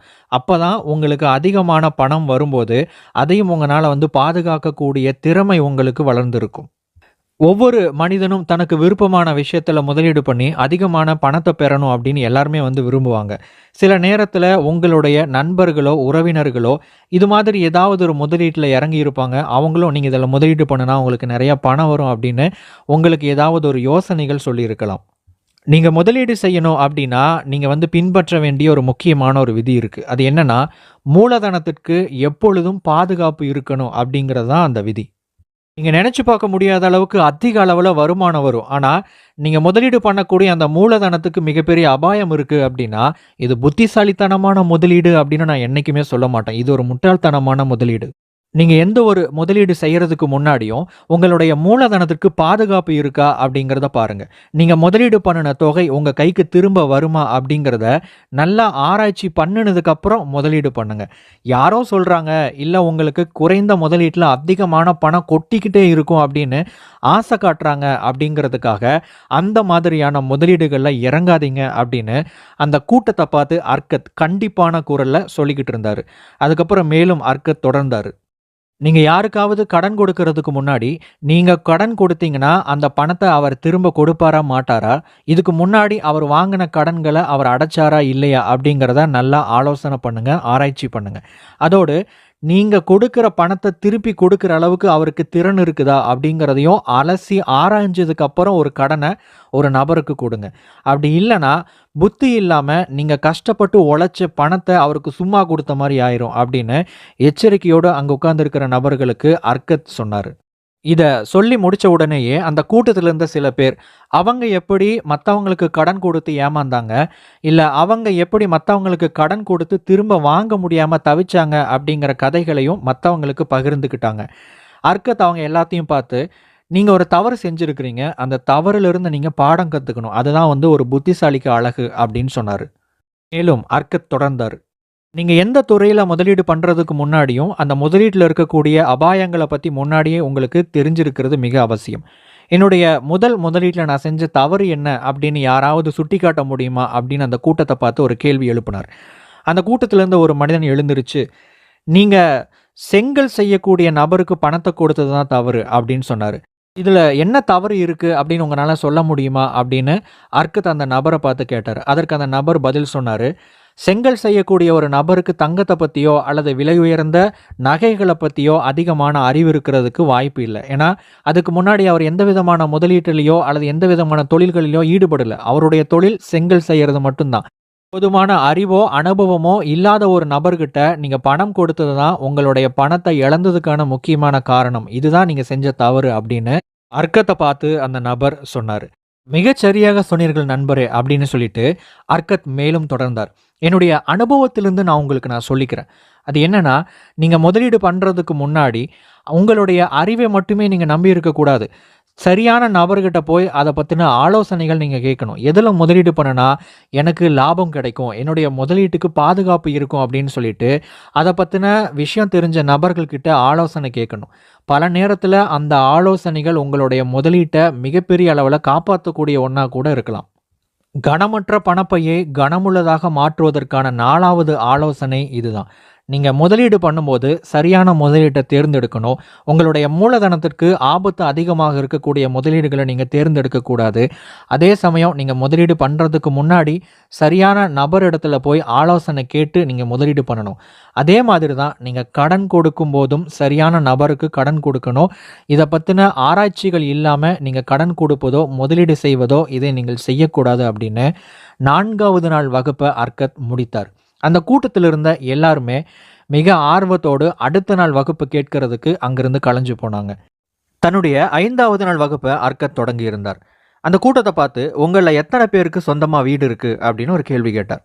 அதற்கு ஒரு கால்வாசி பேர் மட்டும் தான் கைய தூக்குனாங்க. மீதி இருக்கிற முக்காவாசி பேர் கைய தூக்கல. எல்லாருமே வாடகை வீட்ல தான் குடியிருந்தாங்க. அப்ப அர்கத் சொன்னாரு, "நீங்க 10ல ஒரு பகுதிய சேமிக்க ஆரம்பிச்சு, நீங்க நல்ல விதத்துல முதலீடு பண்ண ஆரம்பிச்சதுக்கப்புறம் ஒரு முக்கியமான லாபகரமான முதலீடு பண்ணணும்." அப்படின்னு அர்கத் சொன்னாரு. நான் என்னுடைய முதல் வீட்டை எப்படி கட்டுனேன் அப்படிங்கிறத நான் இப்போ உங்க கூட பகிர்ந்துக்க போறேன். நான் லாபகரமான முதலீடு செய்ய ஆரம்பிச்சது எப்படின்னு சொல்லிட்டு என்னுடைய கதைய போன பகுதியில நான் உங்களுக்கு சொல்லியிருந்தேன். அதோடு எப்படி நீங்க முதலீடு பண்ணணும், எப்படி பண்ணக்கூடாது அப்படிங்கிறதையும் போன வகுப்புல நான் உங்க கூட பகிர்ந்துக்கிட்டேன். அதுக்கப்புறம் எனக்கு கொஞ்சம் கொஞ்சமா செல்வம் அப்படிங்கிறது வர ஆரம்பிச்சது. அப்போ நான் ஒரு வாடகை வீட்ல தான் குடியிருந்தேன். மாதம் மாதம் வாடகை பணத்த நான் கொடுத்துக்கிட்டு இருந்தேன். அப்ப எனக்கு ஒரு புதிய யோசனை தோணுச்சு. ஏன் நாம ஒரு புதுசா நமக்குன்னு ஒரு வீட்ட கட்டிக்க கூடாது அப்படின்னு சொல்லிட்டு. ஆனா அப்போ என்கிட்ட அதுக்கு போதுமான பணம் இல்ல. அப்ப நான் என்ன பண்ணுனேன் அப்படின்னா, என்னுடைய நண்பர் ஒருத்தர் வட்டிக்கு பணம் குடுத்துட்டு இருந்தார். நான் அவர்கிட்ட போயிட்டு, "நான் இந்த மாரி என்னுடைய சொந்த வீட்ட நான் கட்டணும் அப்படின்னு நான் விருப்பப்படுறேன். இப்போ என்னுடைய தொழில் ரொம்ப லாபகரமாவே போய்க்கிட்டு இருக்கு. நீங்க எனக்கு பணத்த குடுத்தீங்கன்னா, நான் வீட்ட கட்டி முடிச்சதுக்கப்புறம், நான் சம்பாதிக்கக்கூடிய அந்த லாபத்துல ஒரு சிறு தொகைய உங்களுக்காக நான் மாதம் மாதம் குடுத்துக்கிட்டே வருவேன். நான் எப்படி என்னுடைய வீட்டு வாடகைக்கு பணம் குடுக்குறேனோ, அதே மாதிரி உங்களுக்கு நான் பணத்த வட்டியோடு சேர்த்து நான் குடுத்துக்கிட்டே இருப்பேன். ஒரு கட்டத்துக்கு மேல உங்களுடைய பணம் முழுவதும் உங்ககிட்ட நான் ஒப்படைச்சிடுவேன். எனக்கு சொந்த வீடு ஆயிரும்." அப்படின்னு என்னுடைய யோசனைய நான் அவர்கிட்ட சொன்னேன். என்னுடைய நண்பரும் ரொம்ப சந்தோஷமா அத ஏத்துக்கிட்டாரு. அவர்கிட்ட இருந்து பணம் வாங்கி என்னுடைய வீட்ட நான் கட்ட ஆரம்பிச்சேன். வீட்ட கட்டி முடிச்சதுக்கப்புறம் நான் மாதம் மாதம் என்னுடைய லாபத்திலிருந்து ஒரு சிறு தொகைய நான் அவருக்கு கொடுத்துக்கிட்டே இருந்தேன். அந்த தொகை அவருக்கு வட்டியாகவும், அசலாகவும் அதுக்கு போதுமான ஒரு தொகையாவும் இருந்ததுனால, என்னுடைய நண்பரும் அந்த பணத்த ரொம்ப சந்தோஷமாவே வாங்கிக்கிட்டாரு. ஒரு சில வருடங்கள்லேயே என்னுடைய வீட்டுக்கான கடன் தொகை அத்தனையும் நான் கட்டி முடிச்சுக்கிட்டேன். இப்படிதான் என்னுடைய முதல் வீட்ட நான் சொந்தமாக்குனேன். அதுக்கப்புறம் என்னுடைய தொழில் மிகப்பெரிய அளவுல பெருகுச்சு. இதுக்கு என்னுடைய வீடும் மிகப்பெரிய அளவுல உதவி செஞ்சது. நம்ம வீடு அப்படிங்கிறது ஏதோ நம்ம குடியிருக்கிறதுக்கு பயன்படுத்துற ஒரு இடம் மட்டும் இல்ல. அது நமக்கு ஒரு சுதந்திரமான ஒரு உணர்வ நமக்கு கொடுக்கணும். அப்பதான் நம்ம ஒரு சுதந்திரமான மனநிலையோடு நம்ம தொழில் செய்யும்போது, அது லாபகரமானதாகவும், வெற்றிகரமானதாகவும் இருக்கும். இதுதான் என்னுடைய வாழ்க்கையில நான் கத்துக்கிட்ட ஒரு முக்கியமான ஒரு பாடம். அப்போ என்னுடைய மாணவர்களே, நீங்க எல்லாரும் மாதம் மாதம் இங்க இருக்கிற முக்காவாசி பேர் பணத்த வாடகை அப்படிங்கிற பேர்ல உங்களுடைய வீட்டு சொந்தக்காரங்களுக்கு குடுத்துக்கிட்டு இருக்கிறீங்க. அதுக்கு பதிலா நீங்க செய்ய வேண்டிய ஒன்று, உங்களுடைய சொந்த வீடுகள கட்டுறதுக்காக கடன் வாங்கி வீடுகள கட்ட ஆரம்பிங்க. ஆனா, ஒரு முக்கியமான விஷயத்த நீங்க எல்லாருமே கவனிக்கணும். அது என்னன்னா, உங்களுடைய வருமானம் அதிகமானதுக்கு அப்புறம் தான் நீங்க இந்த முயற்சிய எடுக்கணும். நீங்க கஷ்டப்பட்டுட்டு இருக்கும்போது இந்த முயற்சிகள நீங்க எடுக்கக்கூடாது. என்ன காரணம் அப்படின்னா, பொருளாதார ரீதியாக உங்களுக்கு ஏதாவது தடைகள் ஏற்படும்போது, எல்லா விதத்திலயும் உங்களுக்கு அது ஒரு மிகப்பெரிய ஒரு தடையாக வந்துரும். அதனால, நீங்க பொருளாதார ரீதியா நீங்க நெறைய பணம் சம்பாதிக்க ஆரம்பிச்சதுக்கப்புறம், உங்களுக்குள்ள ஒரு தன்னம்பிக்கை வந்ததுக்கப்புறம் இந்த முயற்சி எடுங்க. நீங்க எப்படி மாதம் மாதம் வாடகை பணத்த குடுக்குறீங்களோ, அதே மாரி அதற்கான கடன் வாங்குன அந்த தொகைக்கான பணத்த நீங்க கொஞ்சம் கொஞ்சமா கொடுக்கும்போது, அந்த வீடு ஒரு கட்டத்துக்கு மேல உங்களுடைய சொந்த வீடாக மாறிவிடும். அது மட்டும் இல்லாம, பல வருடங்களுக்கு அப்புறம் அந்த வீடு அப்படிங்கிறது அதனுடைய மதிப்பு அதிகமாகி, அதுவே உங்களுக்கு ஒரு பெரிய ஒரு சொத்தாகவும் மாறிவிடும். இத கேட்டுட்டு இருந்த அந்த மக்களுக்கு இது ஒரு நல்ல ஒரு யோசனையா பட்டுச்சு. அதனால இத நம்ம எப்படி திட்டமிடலாம் அப்படின்னு சொல்லிட்டு அவங்களுக்குள்ளேயே பேசிக்க ஆரம்பிச்சாங்க. இத பத்தின குறிப்புகள எடுத்துக்கிட்டாங்க. அடுத்தது அர்கத். நான் இப்போ உங்களுக்கு 6வது ஆலோசனைய நான் உங்களுக்கு கொடுக்க போறேன். அந்த கூட்டத்த பார்த்து அர்கத், "உங்கள்ல எத்தனை பேர் உங்களுடைய எதிர்காலத்துக்காக காப்பீடு பண்ணி வச்சிருக்கிறீங்க? உங்களுடைய குடும்பத்துக்காகவோ, அல்லது உங்களுடைய வயதான அந்த காலகட்டத்துக்காகவோ, எத்தனை பேர் பணத்த சேமிக்கவோ, அல்லது அதற்கான முன்னேற்பாடுகள நீங்க செஞ்சிருக்கிறீங்க?" அப்படின்னு கேட்டாரு. அதற்கு அந்த அரங்கம் முழுவதுமே அமைதியா இருந்துச்சு. யாருமே எந்த விதமான பதிலையும் சொல்லல. அப்ப அர்கத் சொன்னாரு, "அப்போ இத பத்தி நீங்க இதுவரைக்கும் யாருமே யோசிக்கல இல்லையா? அப்டின்னாரு. ஆமா, நாங்க இத பத்தி யாருமே யோசிக்கல. பணம் சம்பாதிக்கிறது எப்படி? பணத்த வந்து எப்படி பெருக்கணும்? அப்படிங்கிறத பத்தி தான் நாங்க நெனச்சுக்கிட்டு இருந்தோமே தவிர, பணத்த வந்து எப்படி எங்களுடைய எதிர்காலத்துக்கு பயன்படுத்துறது அப்படிங்கிறத பத்தி நாங்க நெனைக்கவே இல்ல அப்படின்னு அந்த கூட்டத்துல இருந்த ஒரு நபர் சொன்னாரு. அதற்கு அர்க்கத், செல்வத்தின் விதிகள அறிந்த ஒருவன், அவன் எப்படியும் தன்னுடைய எதிர்காலத்துக்காகவும், தன்னுடைய குடும்பத்துக்காகவும் பணத்த வந்து எப்படி சேமிக்கணும் அப்படின்னு சொல்லிட்டு, அத வந்து காப்பீடு பண்றதுல அவன் நிச்சயமாக, கட்டாயமாக அவன் முக்கியத்துவம் கொடுத்தாக வேண்டும். இது ஏன் முக்கியம் அப்படின்னா, நம்முடைய முதுமை காலத்திலயோ, நம்மனால வந்து அதிகமான பணம் சம்பாதிக்க முடியாத ஒரு நிலை நமக்கு வரும்போது, நாம இப்ப எடுக்கிற முயற்சிகள் அப்போ உதவி செய்யும். அது மட்டும் இல்லாம, நம்முடைய குடும்பத்துக்கு அது ஒரு மிகப்பெரிய ஒரு உதவிகரமான ஒரு தொகையாகவும் அது வரும். ஸோ, அதனால இங்க இருக்கிற ஒவ்வொரு நபரும், நீங்க வந்து பொருளாதார ரீதியாக ஒரு தன்னிறைவு அப்படிங்கிற நிலைய அடைஞ்சதுக்கப்புறம், நீங்க இப்போ நான் சொல்லப்போற யோசனைகள நீங்க கட்டாயமாக பின்பற்ற வேண்டும் அப்படின்னு சொன்னாரு. இத கேட்கறதுக்கு அந்த கூட்டத்துல இருக்கிற எல்லாருமே வந்து ஆர்வமானாங்க. அது மட்டும் இல்லாம, இவ்வளோ நாள் இந்த ஒரு விஷயத்த நம்ம செய்யாம விட்டுட்டோமே அப்படிங்கிற ஒரு ஏக்கத்தோடு, அர்க்கத்தினுடைய உரைய கேட்கறதுக்கு இன்னும் அதிகமா ஆர்வமா அவங்களோட காதுகள தீட்டி வைக்க ஆரம்பிச்சாங்க. ஒரு மனிதன் தன்னுடைய எதிர்கால பாதுகாப்புக்கு பணத்த எப்படியெல்லாம் பயன்படுத்தலாம் அப்படிங்கிறதுக்கு பல வழிகள் இருக்கு. உதாரணத்துக்கு, ஒரு மனிதன் அவங்கிட்ட இருக்கக்கூடிய பணத்தை எல்லாம் வந்து ரகசியமா புதைச்சு வைக்கலாம். ஆனா, இது நல்ல ஒரு யோசனைன்னு நான் என்னைக்குமே சொல்ல மாட்டேன். காரணம் என்ன அப்படின்னா, இந்த பணம் யாருக்குமே கிடைக்காம கூட போலாம். அப்போ புத்திசாலித்தனமான முதலீடுகள அவன் செய்யணும். உதாரணத்துக்கு, சொத்துக்களை அவன் வாங்க ஆரம்பிக்கணும். வீடுகளையோ, நிலங்களையோ வாங்க ஆரம்பிக்கணும். அது காலப்போக்குல அதனுடைய மதிப்பு அதிகமாகும். அவனுடைய கடைசி காலத்துக்கோ, அவனுடைய அடுத்த சந்ததிக்கோ அது ஒரு மிகப்பெரிய ஒரு உதவியாக இருக்கும். போன மாதம் என்னுடைய பழைய நண்பன் ஒருத்தனை சந்திச்சேன். அவனுடைய பெயர் அன்சன். அவன் தன்னுடைய கதைய பகிர்ந்துக்கிட்டான். அவரு தன்னுடைய வருமானத்திலிருந்து வட்டிக்கு பணம் கொடுக்கக்கூடிய தன்னுடைய நம்பகமான ஒரு நண்பன் இடத்துல மாதம் 2 வெள்ளி அப்படிங்கிற கணக்குல கொடுத்துக்கிட்டே வந்தான். பல வருடங்களுக்கு அப்புறம் அவன் போய் திரும்ப கணக்கு கேட்கும்போது, அந்த பணத்துக்கு கூட்டு வட்டியாக போட்டதுனால, அந்த மொத்த தொகை 1108 வெள்ளிகளாக சேர்ந்திருந்தது அப்படின்னு என்கிட்ட அந்த மகிழ்ச்சிகரமான செய்திய பகிர்ந்துக்கிட்டான். நான் அவனுக்கு இன்னும் தொடர்ச்சியாக நீங்க இதே மாரி சேமிச்சுட்டு வாங்க அப்படின்னு அவனுக்கு ஊக்கப்படுத்தினேன். இதே மாரி அவன் பண்ணிக்கிட்டே இருந்தான்னா, நிச்சயமா அவனுடைய கடைசி காலத்துக்கு இந்த பணமே அவனுக்கு போதுமானதாக இருக்கும். அது மட்டும் இல்லாம, அத தாண்டியும் அவனுடைய தேவைகள் போக அவனுக்கு மிச்சம் இருக்கும் அப்படிங்கிற ஒரு கருத்தையும் நான் அவனுக்கு சொன்னேன் அப்படின்னு சொல்லிட்டு அர்க்கத் அந்த கூட்டத்த பார்த்து சொன்னாரு. நாளைய வகுப்பு தான் நம்முடைய கடைசி வகுப்பாக இருக்க போகுது. அதுல கனமற்ற பணப்பைய கனமுள்ளதாக ஆக்குவதற்கான 7வது ஆலோசனைய நான் உங்க கூட பகிர்ந்துக்க போறேன். ஆனா, அதுக்கு முன்னாடி உங்க எல்லாத்துக்கிட்டயும் நான் கேள்விகள கேட்க போறேன். இதுவரைக்கும் நம்ம என்ன கத்துக்கிட்டோம் அப்படிங்கிறத நீங்க ஞாபகம் வச்சிருக்கிறீங்களா? அப்படிங்கிறத நான் தெரிஞ்சுக்கணும் அப்படிங்கிறதுக்காக. இத நான் உங்களுடைய நன்மைக்காக தான் நான் பண்றேன். நம்ம கத்துக்கிறது அப்படிங்கிறது முக்கியம் இல்ல. நம்முடைய வாழ்க்கையில நம்ம இத எப்படி பின்பற்றுகிறோம் அப்படிங்கிறது தான் முக்கியம்.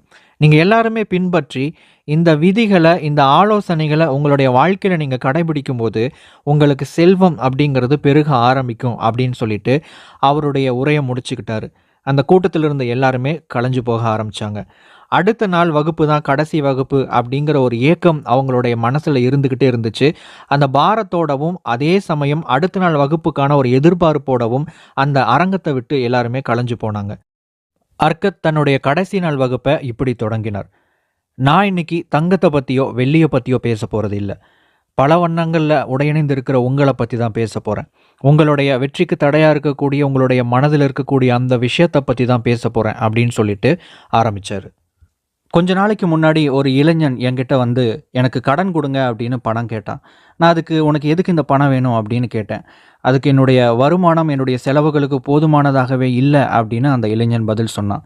நான் அவன பார்த்து சொன்னேன், "நீ வட்டி தொழில் பண்றவங்களுக்கு மிக மோசமான ஒரு வாடிக்கையாளன். நீ வந்து அதிகமா பணம் சம்பாதிக்கிற திறன நீ அதிகரிக்கணும். சரி, அது எப்படி அந்த பணம் சம்பாதிக்கக்கூடிய திறன அதிகப்படுத்துறது அப்படின்னு உனக்கு ஏதாவது ஒரு யோசனை இருக்கா?" அப்படின்னு நான் அவன்கிட்ட ஒரு கேள்வி கேட்டேன். அதற்கு அந்த இளைஞன் இப்படி பதில் சொன்னான். "என்னுடைய முதலாளிகிட்ட என்னுடைய சம்பளத்த உயர்த்தி குடுங்க" அப்படின்னு 6 தடவ நான் கேட்டேன். இதுவரைக்கும் இந்த மாரி யாருமே அவர்கிட்ட கேட்டிருக்க மாட்டாங்க. ஆனா, அவர்கிட்ட இருந்து ஒரு பதிலும் இல்ல அப்படின்னு அந்த இளைஞன் என்கிட்ட பதில் சொன்னான். இது எவ்வளவு மோசமான ஒரு பதில் அப்படிங்கிறது உங்களுக்கு எல்லாத்துக்கும் புரியும் அப்படின்னு நான் நினைக்கிறேன். அந்த இளைஞனுடைய வருமானத்த அதிகப்படுத்தணும் அப்படின்னா, அந்த திறமை அவனுக்குள்ள தான் இருக்கு. அவன் தான் அத அதிகப்படுத்தணும். அதுக்கு மிக முக்கியமானது, நான் அதிகமாக சம்பாதிக்கணும் அப்படிங்கிற ஒரு வலிமையான ஒரு எண்ணம் அவனுடைய மனதில இருக்கணும். தெளிவற்ற விருப்பங்கள் வலுவற்றது. ஒரு பொருள அடையணும் அப்படின்னா, அந்த பொருள் மேல நமக்கு விருப்பம் இருக்கணும். அந்த விருப்பம் ரொம்ப தீவிரமானதாகவும், வலிமையானதாகவும் இருக்கணும். ஒரு மனிதன் பணக்காரன் ஆகணும் அப்படின்னா, முதல்ல அவன் ஒரு சிறிய நோக்கத்த அமைக்கணும். அதுக்கப்புறம் அந்த நோக்கத்த அடைஞ்சதுக்கப்புறம் அவன் படிப்படியாக உயரலாம். 5 தங்க காசுகள சம்பாதிக்கணும் அப்படிங்கிறது எல்லாருக்கும் முடிஞ்ச ஒண்ணு. அதே சமயம் அது ஒரு நியாயமான ஒரு எதிர்பார்ப்பும் கூட. ஒரு மனிதன் முதல்ல 5 தங்க காசுகள சம்பாதிக்க ஆரம்பிச்சதுக்கப்புறம், அத சரியா கையாள ஆரம்பிச்சதுக்கப்புறம், அவன் 10 தங்க காசுகள சம்பாதிக்கலாம். அதுக்கப்புறம் அவனுடைய சம்பாதிக்கிற திறனை 20 தங்க காசுகளுக்கு உயர்த்தலாம். அப்படியே படிப்படியா 50, 100, 500, 1000 அப்படின்னு சொல்லிட்டு, ஒரு கட்டத்துக்கு மேல பல 1000 தங்க நாணயங்கள ஒரு மனிதனால சம்பாதிக்க முடியும். என் மாணவர்களே, நன்றாக கேளுங்கள். சிறிய விருப்பத்தை அடைவதன் மூலம் ஒருவன் பெரிய விருப்பத்தை அடைய முடியும். சிறிய தொகையை சம்பாதித்த பிறகு அந்த அறிவை கொண்டு பெரிய தொகையை ஒருவனால் சம்பாதிக்க முடியும். இப்படித்தான் ஒவ்வொரு மனிதனும் பணக்காரனாகி கொண்டிருக்கிறான். நமது விருப்பம் எளிமையானதாகவும் உறுதியானதாகவும் இருக்க வேண்டும். நிறைய பேர் இன்னைக்கு என்ன செய்றாங்க அப்படின்னா, கடினமான இலக்குகளை உருவாக்குறாங்க. அதனால அவங்களுக்கு ஏற்படுகிற விரக்தியினால அவங்கனால ஒரு படி கூட இன்னைக்கு முன்னேற முடியாமல் தவிச்சுக்கிட்டு இருக்கிறாங்க. ஆனா, ஒருவருடைய இலக்கு சிறியதாகவும், நியாயமானதாகவும் இருக்கு அப்படின்னா, அத அடைஞ்சதுக்கப்புறம் அவருக்கு ஒரு அனுபவம் கிடைக்கும். அந்த அனுபவத்த வச்சு அவர் அதற்கு மிகப்பெரிய ஒரு இலக்குகள அவர் உருவாக்கவோ, அடையவோ முடியும். முதலில் பணம் சம்பாதிக்கும் திறன அதிகப்படுத்துறது அப்படின்னா என்ன அப்படின்னு நீங்க தெளிவா புரிஞ்சுக்கணும். இத புரிஞ்சுக்கிறதுக்கு என்னுடைய கதைய சொல்றேன் கேளுங்க அப்படின்னு சொல்லிட்டு, அவருடைய கதைய சொல்லத் தொடங்கினார் அர்கத். நான் ஒரு காலத்துல சில செப்பு காசுகளுக்காக நான் பிரதி எடுக்கக்கூடிய ஒரு வேலையில நான் இருந்தேன். அப்போ என்ன விட அதிகமா சம்பாதிக்கக்கூடிய நபர்களும் இருந்தாங்க. இவங்க எப்படி என்ன விட அதிகமான வருமானத்த வாங்குறாங்க அப்படின்னு நான் ஆராய்ச்சி பண்ணும்போது, அவங்க அதிகமா உழைக்கிறாங்க அப்படின்னு நான் தெரிஞ்சுக்கிட்டேன். அதுக்கப்புறம் நான் அந்த தீவிரத்த என்னுடைய வேலையில காமிக்க ஆரம்பிச்சேன். அதன் பிறகு என்னுடைய வேலைகள்ல நான் அதிகமா ஆர்வத்த காமிக்க ஆரம்பிச்சேன். அதுக்கப்புறம் அதிகமா கவனத்த செலுத்த ஆரம்பிச்சேன். அது மட்டும் இல்லாம விடாமுயற்சியோடு, கடின உழைப்போடு நான் செயல்பட ஆரம்பிச்சேன். அதுக்கப்புறம் என்ன மாதிரி சம்பாதிக்கக்கூடிய நபர்கள் ஒரு சிலர் தான் எங்க ஊர்ல இருந்தாங்க. அந்த அளவுக்கு என்னால அதிகமான வருமானத்த பார்க்க முடிஞ்சது. இத நான் பண்ணிட்டாவே, யாரோ ஒருத்தங்க கிட்ட போயிட்டு 6 முறை என்னுடைய சம்பளத்த உயர்த்தி குடுங்கன்னு நான் கேட்கணும்னு அவசியமே இல்ல. என்னுடைய வருமானத்த என்னாலேயே உயர்த்திக்க முடியும். அதாவது என்னுடைய திறனை அதிகப்படுத்தினா, நான் வேலை செஞ்சா எனக்கு வருமானம்ங்கிறது அதிகமாக வர ஆரம்பிக்கும். நம்முடைய அறிவ எவ்வளோ தூரம் அதிகப்படுத்துறோமோ, அவ்வளோ தூரம் நம்மனால தங்கத்த சம்பாதிக்கவும் முடியும். அப்படின்னு அர்கத் அந்த கூட்டத்த பார்த்து சொன்னாரு. அப்போ அந்த கூட்டத்தில இருந்த எல்லாருக்கும் ஏதோ ஒரு விஷயம் புரிஞ்ச மாதிரி இருந்துச்சு. தொடர்ச்சியா அவங்க மேலும் கவனிக்க ஆரம்பிச்சாங்க. தன்னுடைய தொழில் திறனை எவ்வாறு மேம்படுத்துவது என்று கற்றுக்கொள்ளும் ஒருவனுக்கு வெகுமதிகள் அதிகமாக கிடைக்கத்தான் செய்யும். இத சொல்லிட்டு அந்த கூட்டத்தில் இருந்த ஒருத்தர பார்த்து, "நண்பரே, நீங்கள் என்ன செய்து கொண்டிருக்கிறீர்கள்?" அப்படின்னு கேட்டாரு. அதற்கு, "நான் ஒரு கவிஞன்" அப்படின்னு அந்த நபர் பதில் சொன்னாரு. உங்களுடைய தொழில்துறை பத்தியும், தொழில்துறையில இருக்கக்கூடிய பல முறைகள பத்தியும் நீங்க ஆழமா படிக்கணும். அதோடு உங்கள தொழில்துறையில இருக்கக்கூடிய பலதரப்பட்ட கருவிகள எப்படி சிறப்பா பயன்படுத்துறது அப்படிங்கிறத பத்தி நீங்க அதிகமா படிச்சீங்க அப்படின்னா, உங்களுடைய திறன உங்கனால வளர்த்துக்க முடியும். அப்படின்னு சொல்லிட்டு இன்னொரு நபர பார்த்து, "நண்பரே, நீங்கள் என்ன செய்து கொண்டிருக்கிறீர்கள்?" அப்படின்னு கேள்வி கேட்டாரு. அதற்கு அந்த நபர், "நான் ஒரு மருத்துவர்" அப்படின்னு பதில் சொன்னாரு. நீங்க மருத்துவத் துறையில இருக்கக்கூடிய பலதரப்பட்ட மனிதர்களோடு நீங்கள் கருத்து பரிமாற்றத்துல ஈடுபடணும். உங்களுடைய கருத்துக்கள நீங்க மத்தவங்களுக்கு சொல்லணும். மத்தவங்களுடைய கருத்துக்கள நீங்க கேட்கணும். இதன் மூலமாக கிடைக்கக்கூடிய பலதரப்பட்ட அறிவ வச்சு, நீங்க மேலும் அந்த அறிவை பெருக்கி ஒரு ஆராய்ச்சி மேற்கொள்ளணும். நீங்க அப்படி செய்யும்போது நீங்க ஒரு சிறந்த மருத்துவராக இருக்க முடியும் அப்படின்னு சொன்னாரு. அடுத்தது இன்னொரு நபர பார்த்து கை நீட்டி, "நீங்க என்ன செஞ்சு கொண்டிருக்கிறீங்க நண்பரே?" அப்படின்னு ஒரு கேள்வி கேட்டார். "நான் ஒரு வியாபாரி" அப்படின்னு அந்த நபர் பதில் சொன்னார். நீங்க வியாபாரத்துல நல்ல பொருட்கள எப்படி கண்டுபிடிக்கணும், அந்த பொருட்கள முடிந்த அளவுக்கு குறைந்த விலையில் எப்படி வாங்குறது அப்படிங்கிற விஷயத்த பத்தி நீங்க மேலும் தொடர்ச்சியா கற்றுக்கொண்டே இருக்க வேண்டும். இத நீங்க செஞ்சுக்கிட்டே இருந்தீங்க அப்படின்னா, உங்களுடைய சம்பாதிக்கும் திறனை உங்களால அதிகரிக்க முடியும் அப்படின்னு அர்கத் சொன்னாரு. எப்பொழுதும் நம்மை நாமே மேம்படுத்திக் கொள்ள வேண்டும். நம்முடைய முன்னேற்ற பாதையில எப்பொழுதும் நம்மை தொடர்ச்சியாக முன்னேற்றத்திலேயே வச்சிருக்கணும். நாம என்னைக்குமே பின்தங்கி விடவோ அல்லது நின்று விடவோ கூடாது. நீங்க மத்தவங்களுக்கு செய்யக்கூடிய சேவைகள இன்னும் சிறப்பாக எப்படி செய்யறது அப்படிங்கிற விஷயங்கள நீங்க தொடர்ச்சியா கற்றுக்கொண்டும், அதை செயல்படுத்திக் கொண்டும் இருந்தால், உங்களுடைய திறனை உங்களால் அதிகரிக்க முடியும். இத சொல்லி முடிச்சதும் ஒரு சில வினாடிகள் அர்கத் அமைதியானார். திரும்ப அந்த கூட்டத்த பார்த்து பேசத் தொடங்கினார். செல்வந்தனான ஒரு மனிதன் கட்டாயம் பின்பற்ற வேண்டிய 4 விதிகளை உங்களோடு நான் இப்பொழுது பகிர்ந்து கொள்ளப் போகிறேன். முதலாவது விதி, ஒரு மனிதன் தான் வாங்கின கடன்களை எல்லாம் கட்டாயமா அவன் அடைக்கணும். அவனால கடன்களை அடைக்க முடியாது அப்படின்னு முன்கூட்டியே தெரிஞ்சா அவன் கடன் வாங்குவதை தவிர்க்க வேண்டும். 2வது விதி, ஒரு மனிதன் தன்னுடைய குடும்பத்தை நல்லா கவனிச்சுக்கணும். மற்றவங்க எல்லாம் அவனுடைய குடும்பத்தை நல்ல விதமா பேசுற அளவுக்கு அந்த குடும்பத்தை அவன் பராமரிக்கணும். 3வது விதி, ஒரு மனிதன் தன்னுடைய எதிர்காலத்தை பத்தி சிந்திக்கணும். எதிர்காலத்திற்கான தேவைகளை இப்பவே ஒரு மனிதன் செஞ்சு முடிக்கணும். அவனுடைய சொத்துக்களை சரியான முறையில, சரியான நேரத்துல அவனுடைய பிள்ளைகளுக்கு எப்படி போய் சேரணும் அப்படிங்கிறத சரியா பிரிச்சு உயில் எழுதி இருக்கணும். அதே சமயம் எதிர்கால தேவைகளை சந்திக்கிற விதமான பல திட்டங்களை ஒரு மனிதன் செஞ்சிருக்கணும். 4வது விதி, துன்பப்படுகிறவர்கள் மேல ஒரு மனிதன் அனுதாபப்படணும். அது மட்டும் இல்லாம அவனால முடிஞ்ச உதவிகளை செய்யணும். அதோடு அவனுக்கு விருப்பப்பட்ட மனிதர்களுக்கும் அவன் நல்ல உதவிகளை செஞ்சுட்டு வரணும். என் மாணவர்களே, இதுதான் கனமற்ற பணப்பையை கனமுள்ளதாக மாற்றுவதற்கான என்னுடைய 7வது ஆலோசனை.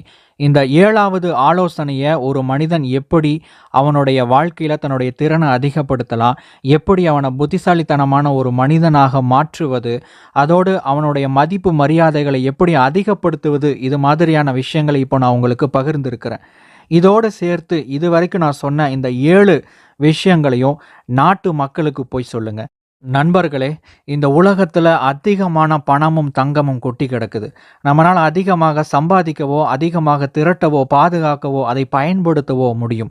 இதையெல்லாம் சுற்றி இருக்கக்கூடிய மற்ற நபர்களுக்கும் சொல்லிக் கொடுத்து, நம்முடைய நகரத்தில் இருக்கக்கூடிய மக்கள் அனைவரும் செல்வந்தராகும்படிக்கு நீங்க அவங்களுக்கு கற்றுக் கொடுங்க. இந்த அற்புதமான வகுப்புக்கு ஏற்பாடு செஞ்ச நம்முடைய மன்னருக்கு என்னுடைய மனமார்ந்த நன்றிகளை தெரிவித்துக் கொள்கிறேன் அப்படின்னு சொல்லிட்டு தன்னுடைய கடைசி வகுப்பை அர்க்கத் முடிச்சார். அதுக்கப்புறம் அங்கிருந்து கலைஞ்சு போன அத்தனை நபர்களும் இதை எப்படி இன்னும் திறம்பட மற்ற நபர்களுக்கு கற்றுக் கொடுக்கலாம் அப்படிங்கிற ஒரு ஆர்வத்தோடு இதை பற்றின ஒரு அலசலை ஏற்படுத்த ஆரம்பித்தாங்க. தங்களுக்குள்ள பலவிதமான விவாதங்களை உருவாக்க ஆரம்பித்தாங்க. அதுக்கப்புறம் இந்த செய்திகளை எல்லாம் நாட்டு மக்களுக்கு சொல்லி கொடுக்க ஆரம்பித்து நாட்டு மக்களும் பின்பற்ற ஆரம்பித்தாங்க. நிறைய நபர்கள் இதை பின்பற்றினாங்க. நிறைய நபர்கள்கிட்ட அதிகமான பணமும் சேர ஆரம்பிச்சது. இதை நீங்களும் பின்பற்றினா நிச்சயமாக உங்களால் அதிகமான பணத்தை சம்பாதிக்கவும், தக்க வச்சுக்கவும், பெருக்கவும் முடியும். அதை செய்யணும் அப்படிங்கிறது தான் என்னுடைய விருப்பம். மிகப்பெரிய பணக்காரனான அர்க்கத் 100 நபர்களை தேர்ந்தெடுத்து அவங்களுக்கு பணத்தை பற்றி, அதை எப்படி சம்பாதிக்கணும், அதை எப்படி சேமிக்கணும், அதை எப்படி பெருக்கணும் அப்படிங்கிற 7 ஆலோசனைகளை சொன்னார் அப்படின்னு இது வரைக்கும் நம்ம பார்த்தோம். இதெல்லாம் நடந்து ஒரு 10 வருஷத்துக்கு அப்புறம் அர்க்கத் அவருடைய வீட்டில் ஒரு கூட்டத்தை ஏற்பாடு பண்ணியிருந்தார். அது ஒரு மாலை நேர கூட்டம். அந்த மாலை நேர கூட்டத்துக்கு நிறைய பேரை கூப்பிட்டுருந்தாரு. அர்க்கத் உட்கார்ந்துருந்தார். அவருடைய மனைவியும் இருந்தாங்க. அதுக்கப்புறம் அவங்களுடைய சொந்தக்காரங்க சில பேர் இருந்தாங்க. நண்பர்கள் பல பேர் இருந்தாங்க. பொதுமக்களில் ரொம்ப நெருங்கின முக்கியமான நபர்கள் நிறைய பேர் அந்த கூட்டத்தில் உட்கார்ந்துருந்தாங்க. அது என்ன கூட்டம் அப்படின்னா, அர்க்கத்துடைய மகன் 10 வருஷத்துக்கு அப்புறம் அவருடைய வீட்டுக்கு திரும்பி வந்திருக்கிறான். சரி, 10 வருஷமா அர்க்கத்தோட மகன் எங்கே போயிருந்தாரு அப்படின்னு உங்களுக்குள்ள ஒரு கேள்வி உருவாகி இருக்கும். அதற்கு பதில் சொல்கிறேன்.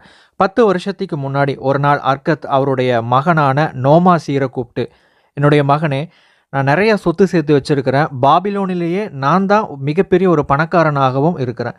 எனக்கு பிறகு என்னுடைய சொத்துக்களுக்கெல்லாம் அதிபதியாக நீ வரணும் அப்படின்னு நான் ஆசைப்படுறேன். ஆனால் அதுக்கு எல்லாம் உனக்கு தகுதி இருக்கா அப்படின்னு நான் முதல்ல தெரிஞ்சுக்கணும். அதுக்காக நான் உன்னை சோதிக்க போகிறேன். இந்த சோதனையில் நீ வெற்றி அடைஞ்சால் மட்டும்தான் என்னுடைய சொத்துக்கள் எல்லாம் உனக்கு சேரும். அப்படி இல்லைன்னா நான் இதை தான தர்மங்களை செய்ய போகிறேன். அதனால் உனக்கு வேறு வழியே கிடையாது. இந்த சோதனைகளில் நான் உன்னை ஆழமாக நம்புகிறேன். அது மட்டும் இல்லாமல் இந்த சோதனைகளை எல்லாம் நீ வெற்றி அடைஞ்சு நீ திரும்ப வருவ அப்படிங்கிறதையும் நான் ஆழமாக நம்புகிறேன் அப்படின்னு சொல்லிட்டு அர்க்கத்தினுடைய மகனான நோமாசீரை பார்த்து அர்க்கத் சொன்னார். அதுக்கு நோமாசீருக்குள்ளேயும் ஒரு மகிழ்ச்சி. தந்தையை, நீங்கள் சொல்கிறத நான் அப்படியே நான் ஏற்றுக்கிறேன். நிச்சயமாக நான் உங்களுடைய மகன் அப்படிங்கிறத நான் நிரூபிப்பேன் அப்படின்னு சொல்லிட்டு அவரும் அதற்கு பதில் சொல்கிறாரு. ரொம்ப சந்தோஷம் நோமாசீர் அப்படின்னு சொல்லிட்டு அர்க்கத் தன்னுடைய பேச்சை தொடங்குகிறார். நான் உனக்கு 2 விஷயங்களை கொடுக்க போகிறேன். உன்னுடைய இலக்கு ரொம்ப எளிமையானது தான். நீ வீட்டில் இருந்து 10 வருஷம் நீ வெளியே கிளம்பிப்போ. நீ எங்கே வேணாலும் போகலாம். நான் கொடுக்கக்கூடிய 2 பொருட்களை நீ எந்த அளவுக்கு பத்திரமா வச்சிருக்கிறியோ, எந்த அளவுக்கு புத்திசாலித்தனமாக பயன்படுத்துகிறியோ, அந்த அனுபவங்களை 10 வருஷத்துக்கு அப்புறம் எனக்கு சொல்லு. அதில் உனக்கு தகுதி இருக்கா இல்லையா அப்படின்னு நான் முடிவு பண்ணுறேன் அப்படின்னு சொல்லிட்டு அர்க்கத் சொன்னார். மேலும், நான் உனக்கு கொடுக்க போகிற முதலாவது விஷயம் ஒரு பை நிறைய தங்க காசுகள். ஒரு விஷயத்தை ஞாபகம் வச்சுக்கோ. நான் இளைஞனா இருக்கும்போது, உன்னுடைய வயசுல இருக்கும்போது, எனக்கு இந்த மாதிரியான எந்த விதமான வாய்ப்புகளும் கிடையாது. நான் ஒரு சில செப்பு காசுகளுக்காக வேலை மட்டும் தான் செஞ்சுட்டு இருந்தேன். என்னுடைய எதிர்காலத்த நான் தான் உருவாக்குனேன். என்னுடைய ஆரம்பத்த நான் ஒரு ஏழையா தான் ஆரம்பிச்சேன். ஆனா இன்னைக்கு உனக்கு வாய்ப்பு இருக்கு அப்படிங்கிறதுனால, இந்த ஒரு பை தங்க காசுகள் உனக்கு கிடைக்குது. நான் உனக்கு குடுக்கப் போற 2வது விஷயம், தங்கத்தின் 5 விதிகள் எழுதப்பட்ட ஒரு களிமண் ஏடு. இந்த 2 விஷயத்த நீ எப்படி பயன்படுத்தப் போற, எப்படி ஞானமா நடந்துக்கப் போற அப்படிங்கிறத உன்னுடைய சோதனையாக நீ எடுத்துக்கலாம் அப்படின்னு சொல்லிட்டு அர்கத் சொன்னாரு. அன்னைக்கே அர்கத்தினுடைய மகனான நோமாசீர் ஒரு சில குதிரைகளோடு, ஒட்டகங்களோடு, ஒரு சில வேலைக்காரர்களோடு, அவருடைய தந்தையான அர்கத் கொடுத்த ஒரு பை தங்க காசுகளோடும், தங்கத்தினுடைய 5 விதிகள் பொறிக்கப்பட்ட களிமண் ஏட்டையும் எடுத்துக்கிட்டு அங்கிருந்து கிளம்ப ஆரம்பிக்கிறாரு. அதுக்கப்புறம் 10 வருஷம் கழிச்சு தான் இந்த மனுஷன் இப்ப திரும்ப வந்திருக்கிறாரு. இவர வரவேற்கிறதுக்காகவும், அது மட்டும் இல்லாம இவர் என்ன கத்துக்கிட்டாரு அப்படிங்கிறத தெரிஞ்சுக்கிறதுக்காகவும் தான் இந்த கூட்டத்த வந்து அர்கத் ஏற்பாடு பண்ணியிருந்தார். அந்த கூட்டத்தில் இருந்த எல்லாருமே மிக ஆர்வத்தோடு, அர்கத்தினுடைய மகன் என்ன சொல்லப் போறாரு? இவர் என்னென்ன விஷயங்கள கத்துக்கிட்டாரு? என்ன கொண்டு வந்திருக்கிறாரு? அப்படின்னு பார்க்கறதுக்கும், கேட்கறதுக்கும், தெரிஞ்சுக்கிறதுக்கும் ஆர்வத்தோட உட்கார்ந்திருந்தாங்க. அது மட்டும் இல்லாம தன்னுடைய மகன் திரும்பி வந்த ஒரு பெருமையோடும், 10 வருஷமா பிரிஞ்சிருந்த ஒரு பிரிவோடும் அவருடைய தாயும் அந்த அரங்கத்துல உட்கார்ந்திருந்தாங்க. நோமாசீர் பேச ஆரம்பிக்கிறதுக்கு முன்னாடி ஒரு விருந்தையும் ஏற்பாடு பண்ணியிருந்தார் அர்கத். அந்த விருந்தும் நல்லபடியா முடிஞ்சது. அதுக்கப்புறம் நோமாசீர் அந்த அரங்கத்துக்கு வந்தாரு. எல்லாரும் உட்கார்ந்திருந்தாங்க. எல்லாரும் நோமாசீர் சொல்றத கேட்கறதுக்காக மிக ஆர்வத்தோட உட்கார்ந்திருந்தாங்க. அப்போ நோமாசீர் இப்படி அவருடைய பேச்ச ஆரம்பிச்சார். "என்னுடைய தந்தையே, உங்களுடைய அறிவுக்கு முன்னாடி நான் தலை வணங்குறேன்" அப்படின்னு ஒரு பணிவோடு ஆரம்பிச்சாரு. 10 வருடத்துக்கு முன்னாடி நான் ஒரு மனிதனாக மாறும் நிலையில இருந்தபோது, நீங்க தான் என்ன மனிதர்களில் மனிதராக கலந்து போ அப்படின்னு எனக்கு ஆலோசனை சொன்னீங்க. அது மட்டும் இல்லாம இந்த உலகத்த போய் பார்த்துட்டு வா, இந்த உலகத்துல இருக்கக்கூடிய அனுபவங்கள பெற்றுக்கொண்டு வா அப்படின்னு நீங்க தான் என்ன அனுப்புனீங்க. அதற்காக நான் இப்போ ரொம்ப சந்தோஷப்படுறேன், பெருமைப்படுறேன், நன்றியும் சொல்லிக்கிறேன். ஏன்னா, இது மட்டும் நடக்கலன்னா நம்முடைய சொத்துகளுக்கெல்லாம் நான் ஒரு வெறும் காவல்காரனா மட்டும் தான் இருந்திருப்பேன். நான் இங்கிருந்து போகும்போது ஒரு பை நிறைய தங்கத்தையும், நிறைய ஆலோசனைகளையும், ஞானத்தையும் எனக்கு கொடுத்தீங்க. நான் இங்கிருந்து கிளம்புன கொஞ்ச நாள்லயே என்கிட்ட இருந்த தங்கம் முழுவதும் கரைஞ்சிருச்சு. ஞானம் இல்லாத, அறிவில்லாத ஒருத்தங்கிட்ட இருந்து பணம் வேகமா கரைஞ்சிடும் அப்படிங்கிறத என்னுடைய முதல் பாடமா நான் கத்துக்கிட்டேன். ஒரு புன்னகையோடு இத கவனிச்சிட்டு இருந்த அர்கத், "என்னுடைய மகனே, நீ சொல்வது மிகவும் ஆர்வமாக உள்ளது. மேலும் சொல்" அப்படின்னு சொன்னாரு. அதுக்கப்புறம் நோமசீர் தொடர்ந்தார். "நான் நினிவே அப்படிங்கிற ஒரு நகரத்துக்கு போலாம் அப்படின்னு நான் முடிவு பண்ணேன். அந்த நகரம் அப்பதான் வந்து வளர்ந்துட்டு வந்துச்சு. அங்க எனக்கு நிறைய வாய்ப்புகள் இருக்கும் அப்படின்னு நான் நம்பினேன். நான் போற போக்குல ஒரு பிரயாண கூட்டத்தோட நான் சேர்ந்துக்கிட்டேன். அந்த கூட்டத்துல 2 நபர்கள் எனக்கு நண்பர்களானாங்க. அவங்க ரொம்ப இனிமையா பேசக்கூடியவங்க. அது மட்டும் இல்லாம காத்த விட வேகமா பறக்கக்கூடிய 2 அழகான வெள்ளை குதிரைகள வச்சிருந்தாங்க.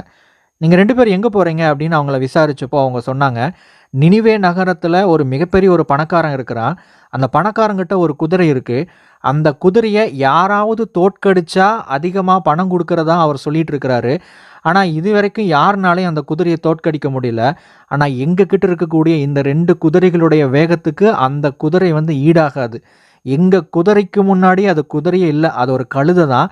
நாங்க இப்ப போய் அவன தோற்கடிக்க போறோம். தோற்கடிச்சு அந்த மிகப்பெரிய ஒரு பணத்த நாங்க வாங்கிக்க போறோம். உனக்கு விருப்பம் இருந்தா நீ எங்க கூட சேர்ந்துக்கலாம்" அப்படின்னு அந்த 2 நபர்களும் அர்கத்தினுடைய மகனான நோமாசீர் கிட்ட சொன்னாங்க. இவருக்கும் ஒரு ஆச்சரியம், இவருக்கும் ஒரு ஆர்வம் ஏற்படுது. சரி அப்படின்னா, "எனக்கு குதிரை ஏற்றம் நன்றாவே தெரியும். நான் சேர்ந்துக்கிறேன்.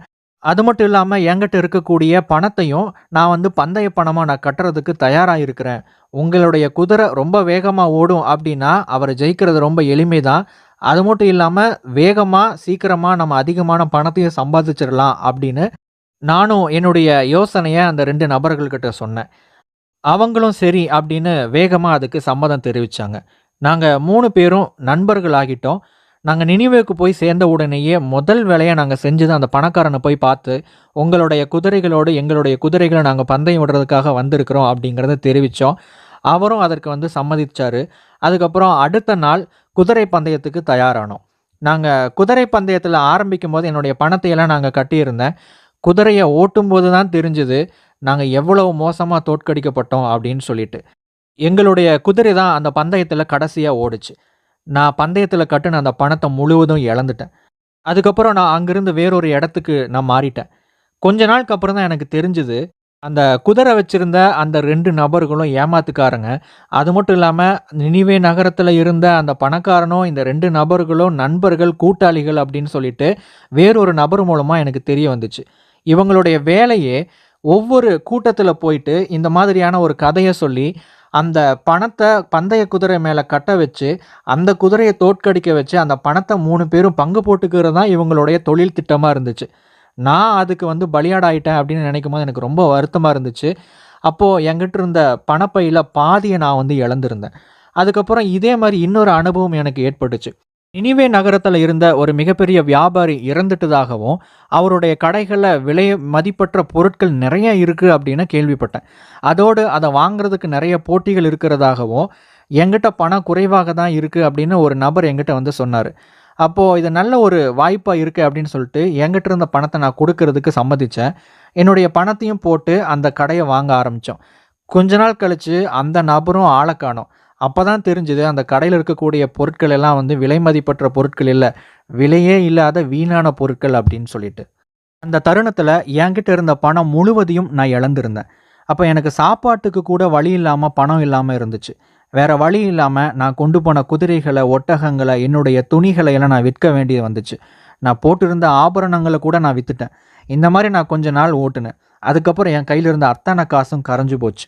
அப்ப நான் ரொம்ப வறுமையினால வருத்தப்பட்டேன். ரொம்ப கஷ்டப்பட்டேன். அப்பதான் நீங்க சொன்ன அறிவுரைகள் எனக்கு ஞாபகம் வந்துச்சு. இந்த உலகத்துல ஒரு மக்களாக நீயும் கரையணும். இந்த உலகத்துல இருக்கக்கூடிய அனுபவங்கள பெற்று நீ திரும்ப வரணும். என்னுடைய சொத்துக்களை எல்லாம் ஆள்வதற்கு உனக்கு தகுதி இருக்குன்னு நிரூபிக்கணும்னு நீங்க என்ன நம்புனீங்க பார்த்தீங்களா? அந்த வார்த்தைகள் எல்லாம் எனக்கு ஞாபகம் வந்துச்சு. இத நான் அடைஞ்சே தீரணும் அப்படின்னு அந்த தருணத்துல நான் உறுதி எடுத்துக்கிட்டேன். இத கேட்டுக்கிட்டு இருந்த நோமாசீருடைய தாய் சத்தம் இல்லாம அழுக ஆரம்பிச்சாங்க. அவங்களுடைய கண்ணிலிருந்து கண்ணீர் வடிய ஆரம்பிச்சது.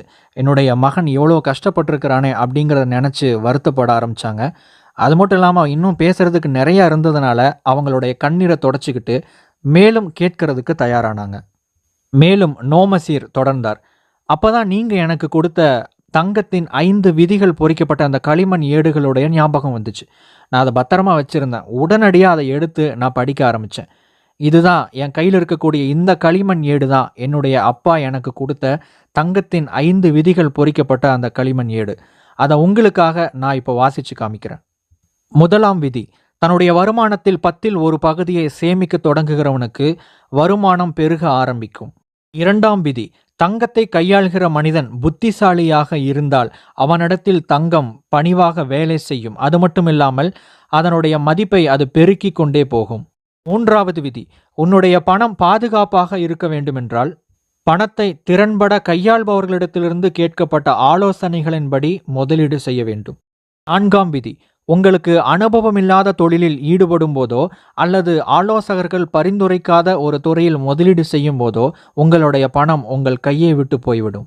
5ஆம் விதி: சாத்தியமற்ற அதிகமான வருமானத்தை தருவதாக கூறும் ஏமாற்றுக்காரனுடைய பேச்சில் ஏமாந்து பணத்தை போடும்போது பணம் நம் கையை விட்டு போய்விடும். அது மட்டுமில்லாமல் நம்முடைய பேராசையினால் நமக்கு அனுபவம் இல்லாமல் இருந்தும் ஒரு துறையில் அதிக பேராசையுடன் பணத்தை சம்பாதிக்க முடியும் என்று நம்பி பணத்தை போட்டாலும் பணம் உங்களுடைய கையை விட்டு போய்விடும். இதுதான் என் தந்தை எனக்காக எழுதி கொடுத்த பணத்தின் 5 விதிகள். இது தங்கத்தை விட மேலானது அப்படிங்கிறத என்னுடைய கதையிலிருந்து நீங்க தெரிஞ்சுக்க போறீங்க. அதை நான் இப்போ உங்களுக்கு சொல்ல போறேன். அப்போ நோமசீர் அர்க்கத்தை பார்த்து இதை சொன்னாரு. என்னுடைய அனுபவமின்மை காரணமாக எனக்கு ஏற்பட்ட வறுமையும் அது கொடுத்த விரக்தியும் பத்தி நான் சொல்ல போறேன். இருந்தாலும் எந்த ஒரு துன்பமும் கடைசியில முடிவுக்கு வந்துதான் ஆகணும். அது மாதிரி எனக்கும் ஒரு வாய்ப்பு கதவை திறந்துச்சு.